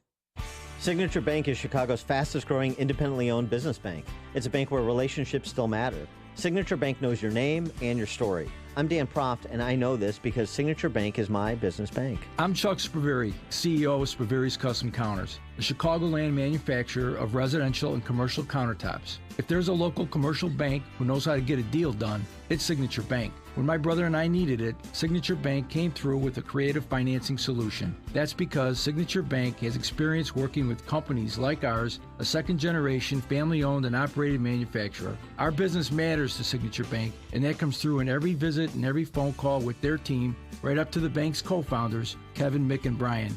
Spaveri's is proud to bank with Signature Bank. Signature Bank is looking for their next success story. To learn more about turning your business vision into reality, visit signaturebank.bank. Signature Bank, helping local businesses succeed. Member FDIC, Equal Housing Lender. AM 560, The Answer. Top of the morning, Dan and Amy. I'd never spoken with Jamie Milton before. I was impressed with her. It's interesting. I liked her attitude. It's also an interesting contrast to the attitude of women of the left, since you have the candidates we spoke with this morning running in the 14th, running to take on Lauren Underwood, who is one of basically an honorary member of the Socialist Spice Girls. Yeah. She's the Midwest not, Spice Girl. Well, yeah, then we. Well, yeah, she's not. I mean, she's not so. She goes along to get along. Acerbic. She doesn't say. She hasn't been caught saying as many outrageous things as the Omars and the Talibs and the AOCs of the world, but she's of that ilk. That's That's how she votes. That's how she talks when she does. But she actually thinks that Kamala Harris' visit tomorrow is going to help her campaign. So here's the thing, too. I like the contrast. So, compare what you heard, for example, from Milton. And I'm not endorsing anybody in the 14th, but I'm just saying I hadn't spoken with her before. She understands. She's raised the least amount of money. It's going to be difficult to win. It usually is in that circumstance. There are outliers, of course. But I just like her attitude. Compare that to AOC, because Lauren Underwood is a proxy for AOC, as some of the candidates you heard say. AOC has recently posted on social media, because that's mainly what she does. Only 10 women in the history of the United States have ever given birth while serving in Congress. 10. What? The House remains a very hostile place to have a baby, with vote schedules pretty much assuming no one has a family and often requiring travel 2 times a week and changing last minute. The job requires you to pay $25,000 in out-of-pocket work expenses that are not reimbursable or tax-deductible. No housing allowance, despite requiring you to pay for or rent 2 homes or else risk losing your job. No included dental or vision insurance. It's tough. She's rough. She's talking. Bartending might have been better for her. She's talking, about the concept of starting a family while she's a member of Congress, only making $175,000 a year. I mean, I don't know how she does it. You really. can't. Well, she can't. She's saying she can't. You can't have a family. This is why only 10 women in history of the United States have given birth while serving in Congress. Well, the median age of members of Congress is past the ideal birthing age for most women, of course. Right. But it's, men older too. The Congress people in their 20s and 30s are the outliers. So, I mean, that needs to be factored in. But the whole, the burden on her to be a member of Congress. You heard from Jamie Milton, for example, talk about the challenges she overcame and how they inform the kind of person she is today, the kind of candidate that she would be, and contrast the other side is always a victim. They're always put upon. they're always not getting what they deserve.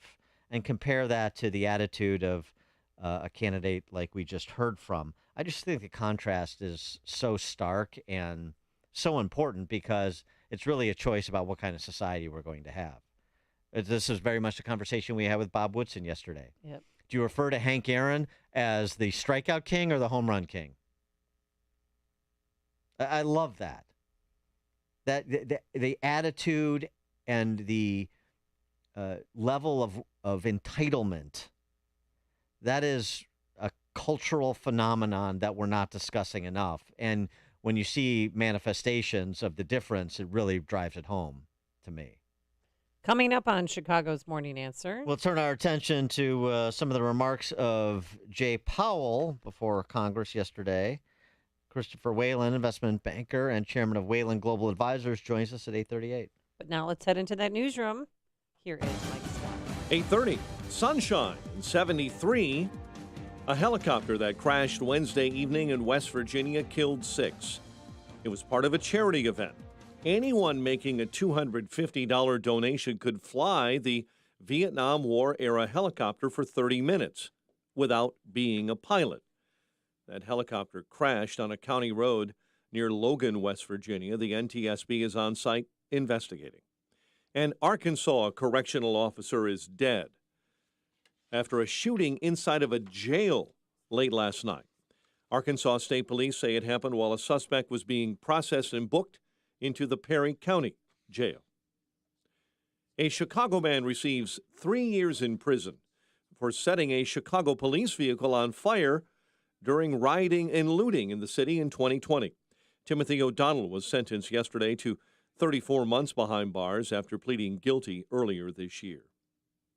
Chicago City Council has passed a new cooling requirement for residential buildings after 3 women died in stifling hot apartments last month. Overall, this ordinance will help ensure that no matter the weather, all of our residents, no matter where they live, have access to temperature-controlled spaces. Under the amendment, the city's municipal code now says any new construction of senior facilities and larger residential buildings must include permanent air conditioning.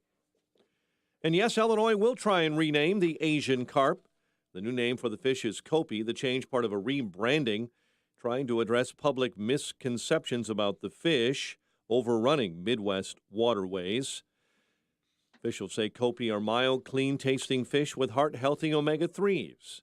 And if you fish them and eat them, it will stop decimating other fish populations in the Great Lakes. Alfonso Rivas, a grand slam. Cubs beat the Pirates 14-5 in Pittsburgh. Toronto stopped the White Sox 9-5. They'll take on the Orioles tonight. NBA draft at the Barclays Center tonight. Orlando Magic will pick number 1. Bulls will pick number 18 overall. The news is a service of the AM 560 mobile app. Listen to AM 560 on your smartphone or mobile device when you download the AM 560 mobile app at 560theanswer.com/mobile. 8:33, a check of traffic and weather on the way next on AM 560. Mike Gallagher doesn't see the left letting up. You think they're going to give Ron DeSantis any peace?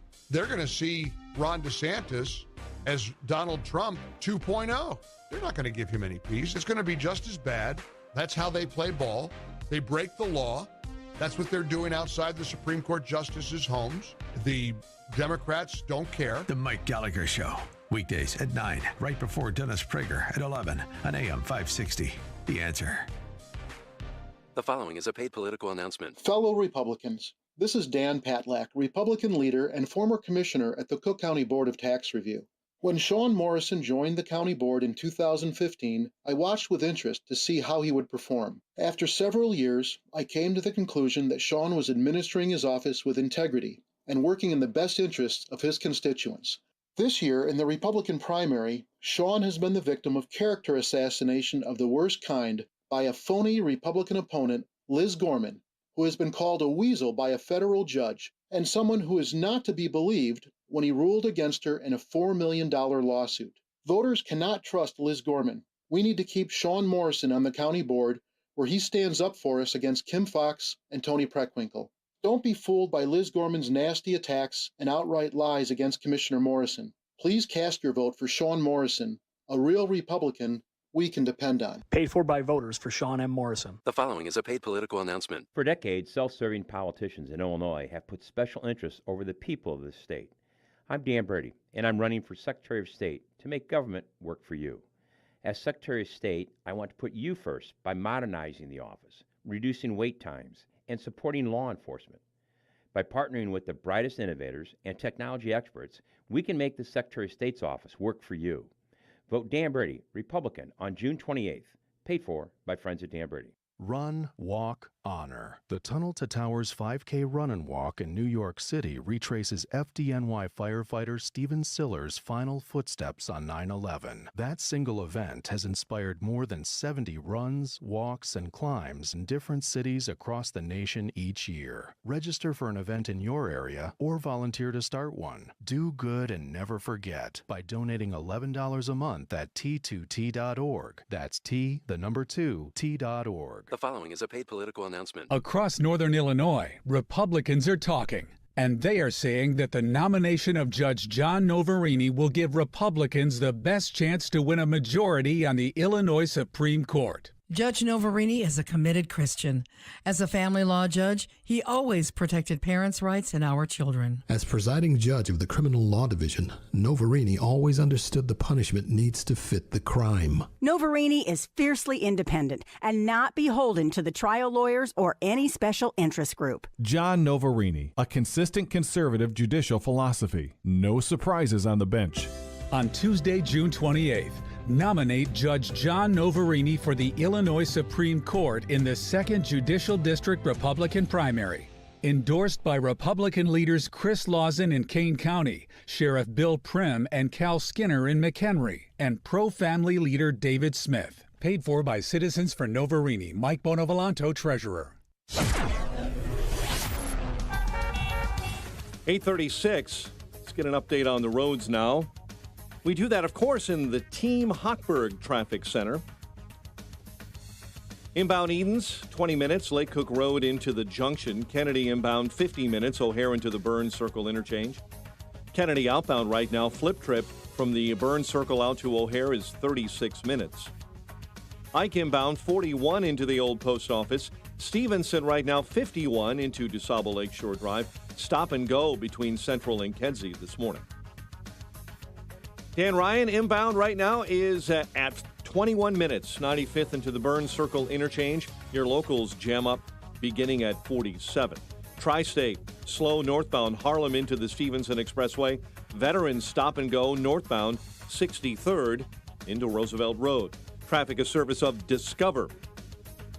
If you're a valued customer, you deserve a simple gesture of appreciation from your credit card company. That's why Discover matches all the cash back you've earned at the end of your first year. Learn more at discover.com/match. Limitations apply. Chicago's Morning Answer continues next. AM 560 Weather Center forecast. Plenty of sunshine, warm day, low humidity, high 87. Worried about basement flooding? It's time to call Permaseal 800-421-SEAL. 73 right now. Next news at 9. Chicago's Morning Answer with Dan and Amy continues next on AM 560, The Answer.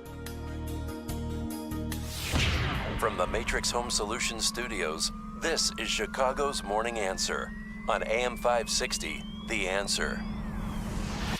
Listen to AM 560 The Answer online at 560theanswer.com, on the AM 560 mobile app, on your Alexa-powered smart speaker, and on TuneIn, iHeart, and on Odyssey. Only the biggest stories, only the biggest guests, and only the biggest opinions. This is AM 560, The Answer. Top of the morning, Dan and Amy, a postscript on our discussion of how AOC doesn't want to start a family because she only makes $175,000 a year, and you just can't do it on that salary. Although she does have a fiance. I don't know. He said yes. I don't know if what he does, but regardless, also the world's going to end, I think, in 8 years. So what's the point? Gore said the world was already supposed to end in 2022. That didn't happen. Postscript. Yes, Text sir. from 630. Those entitled politicians make me ill. I was at a leadership conference last week run by retired Navy SEALs. 3 tours of duty average, not one of them earning more than $50,000 a year. The most loyal, grateful, self-aware group of men you can find. They retired and went on to create a great business of executive development and leadership. That's how they paved the road to financial success. Right. Some do it that way. Some do it parasitically, like most of the members of Congress who came to the table with nothing and walk out with vast sums of money. Like our senior senator, Dick Durbin. Never had a job in the private sector in his entire life. And what's his net worth? And how does he do it? Too? Well, how does he do it? He's a Right. lobbyist. Yeah, his wife's a lobbyist, right? But I know there's separation. Never, of course. No, never they the never two talk about roads business shall at cross. dinner time. Talking about what Jay Powell had to say yesterday, one of the key moments that must have been difficult for the big guy to hear. He was asked by Tennessee Senator Bill Haggerty about the Putin price hike. Is that what we have? That's what we have going on here? Would you say that the war in Ukraine is the primary driver of inflation in America?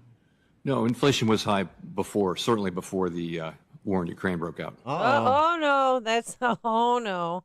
And then Elizabeth Warren followed up with a question. Chair Powell, will gas prices go down as a result of your interest rate increase? I would not think so, no. Oh, double whammy. Well, why would you expect them to? I don't know. What she was expecting it to. They want any good news. Anything so the Democrats don't look bad and the Biden administration doesn't look dumb.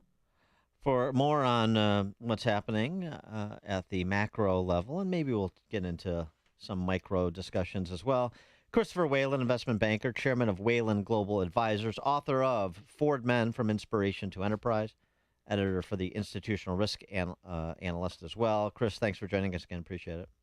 Hey, good morning, Dan. Good morning, Amy. Morning. So your reviews of what Jay Powell had to offer yesterday on matters inflation and recession related?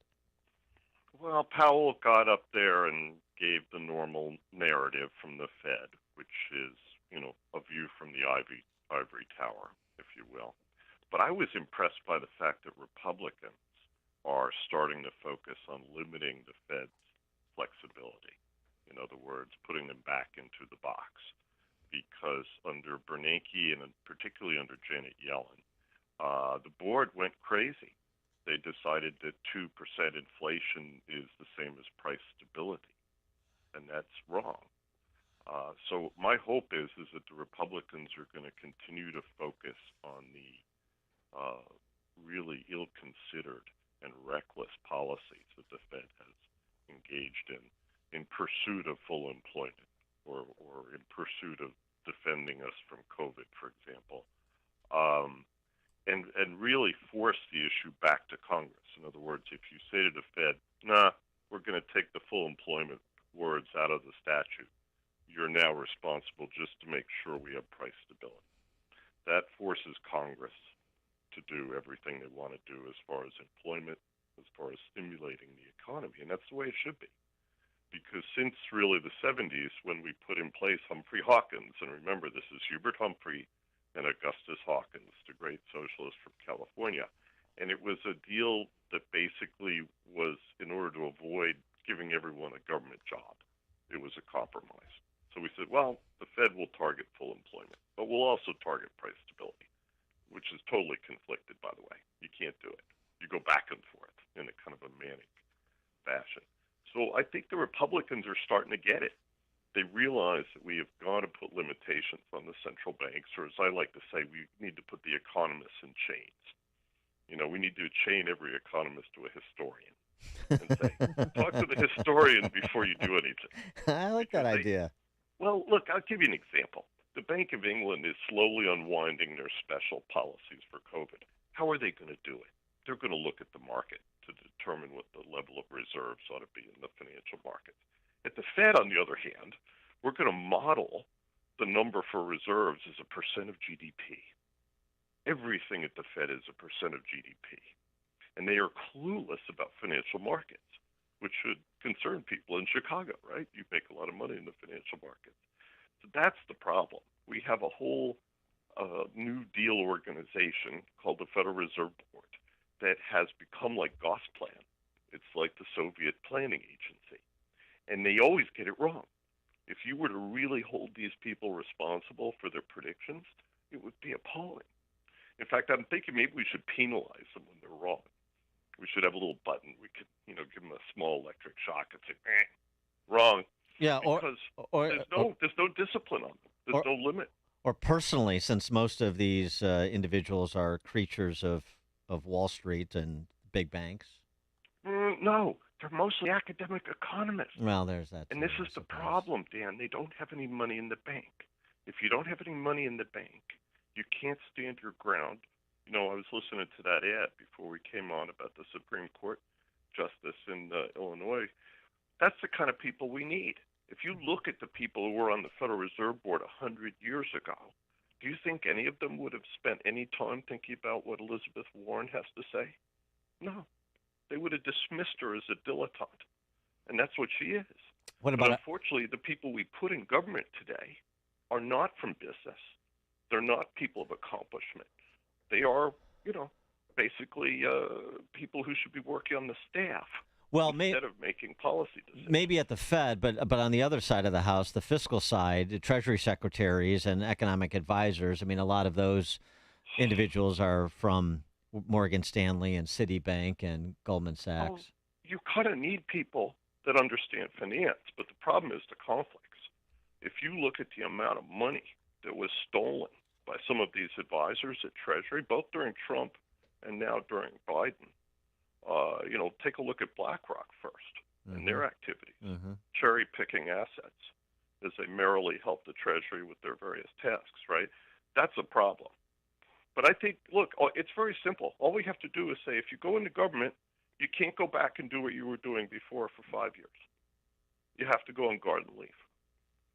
That would solve the problem with the revolving door. And yet no one has been willing to do that in either party. And I think we need that. See, to me, I always think of the people who got us through the Depression, Dan. People like Carter Glass, people like Jesse Jones, who restructured the whole U.S. economy. And they did it selflessly because they knew that the economy needed help. They knew that most of them went to Washington looking for help. And Hoover and FDR said, stay. Stay. And they, in many cases, stayed for a decade through World War II. These people rebuilt this country. But you look at the cast of characters today, oh, my God. It's night and day. And that's our problem. We have to start I think we need a couple of crises to get everybody awake, and then we'll start picking better people for government.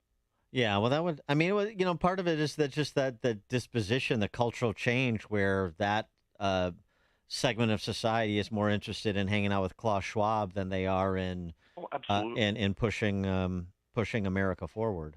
Well, it's like AOC. You were talking about her before. Imagine getting her up in a debate statewide in New York. She can't do it. She has to hide in Queens. That's the only place she can function politically. And she could be a complete idiot. She doesn't have to say anything of substance because it's all about popularity. It's all about celebrity, right? We live in the age of celebrity. So competence has been discarded. Instead, we pick celebrities. And this is the result you get. So, go ahead. How long do you think we're going to have to live like this with inflation and high gas prices and food prices and everything? Car loans, because I know they're going to raise the rates again in July, which is not helpful if you have a mortgage, adjustable mortgage, or have to pay car loans and credit card debt. No, if you have an adjustable mortgage, that's not helpful. Yeah. You should have refied into a fixed a year ago. But I think that because the Fed was so badly wrong on the inflation side, now they're going to have to go back in the other direction and just squeeze this thing. Probably force stocks down 15, 20% from the highs. So we're giving back some of the illusory wealth that we thought we had, right? And then you're talking about another 15%? Yeah. We could give back a quarter from the highs. So think about 25%. I have a very wealthy friend who sold a business right before COVID started. Put $1.50 in the bank, okay? And he said to me the other day, he goes, Chris, if I have to give back a third of it, that's okay. Because I know that third wasn't real. Now, that's a view of somebody who's very astute financially. Yeah. Okay? Most people aren't like that. Well, that's but I not- would say to most consumers, rates are going higher because Jay's got to recoup his credibility. Yeah. Well, that's also your friend that walked away with $150 million and is willing to give it. He earned it. He built a great business. But my point is, if he had closed in April, he probably wouldn't have closed that transaction in April. He closed it in February of 2020. No, I get it. It just reminds me of a friend of mine who's very wealthy. Always says too. When he tells a story about how something went bad for him, and then it always ends with the same punchline. But the good news, I realize, is that I'm still rich. And so, that's always the good. So no matter what happens to him, he's always got that as the backstop. He's still rich. So that always helps, Yeah, but to Amy's question, we got to squeeze an awful lot of demand out of this economy, number one. And then energy prices are global. So until the Europeans stabilize and are able to figure out how they're going to heat their homes next winter, by the way, which will probably be with electricity provided by coal-fired power plants that they're taking out of mothballs. Yeah. That's going to be a medium-term problem. It really is. Because think about it. We have plenty of oil and natural gas in the U.S. Why are our prices up? Because of global prices. There are people bidding for those commodities to ship them somewhere else in the world. And by the way, that is not a very efficient way of doing it. If you think about the oil, for example, that the eastern half of Germany was getting from Russia, it's very heavy, sour oil, and there's only certain kinds of refineries that can deal with it. People think oil is oil. It's not. It really depends on the type of oil, how heavy it is, how much refining you have to do in order to get distillates out the other end. That's a very complicated equation. And then you think about food, wheat. Oh, my God.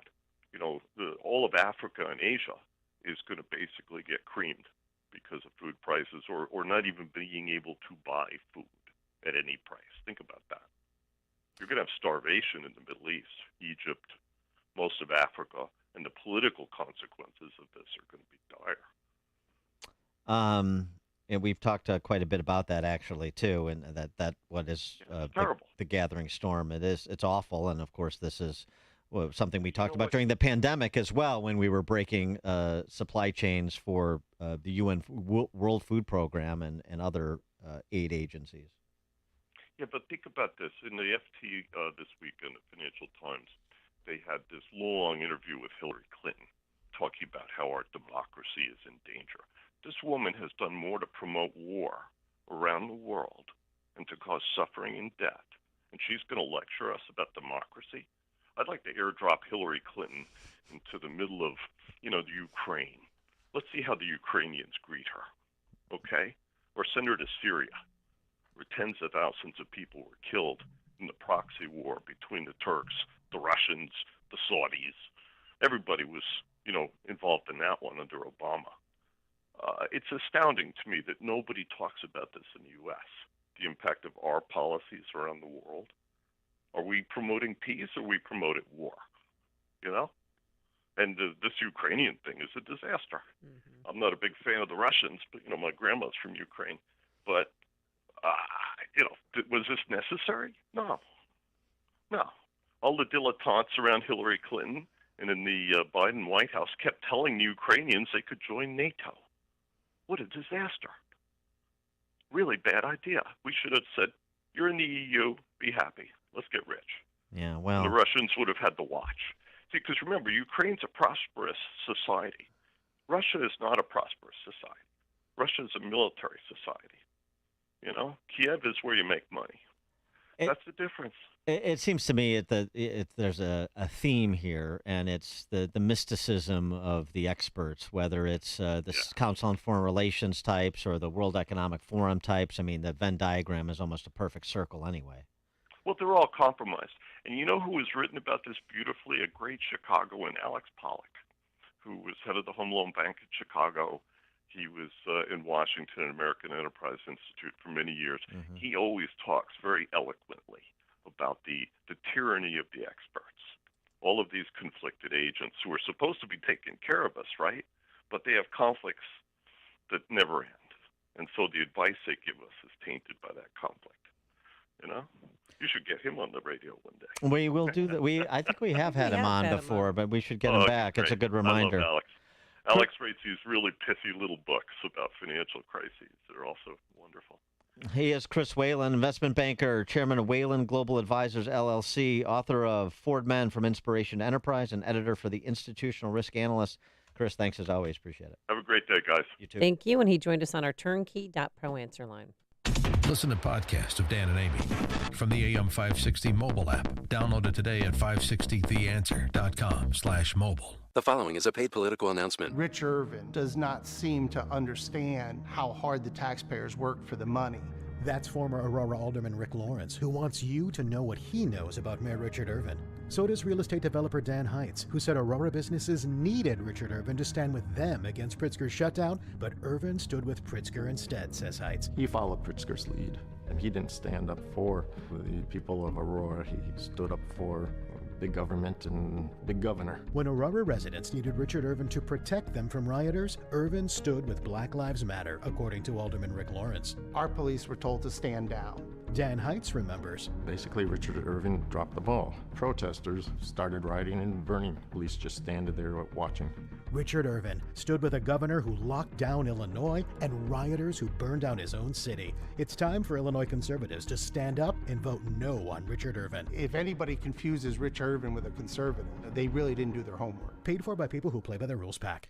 40 days up to 40 pounds. Say it with me. 40 days up to 40 pounds. With NJ Diet, it only takes 40 days to lose a contractually guaranteed 20 to 40 plus pounds. NJ Diet is unlike any other diet. It's more of a health transformation rather than a weight loss program. NJ Diet uses your hair, saliva, and blood work along with bioenergetic scans to personalize supplements that will target your hormonal imbalances, which gets your body into the fat-burning zone so you can lose the weight. Then NJ Diet uses DNA info to help you keep it off.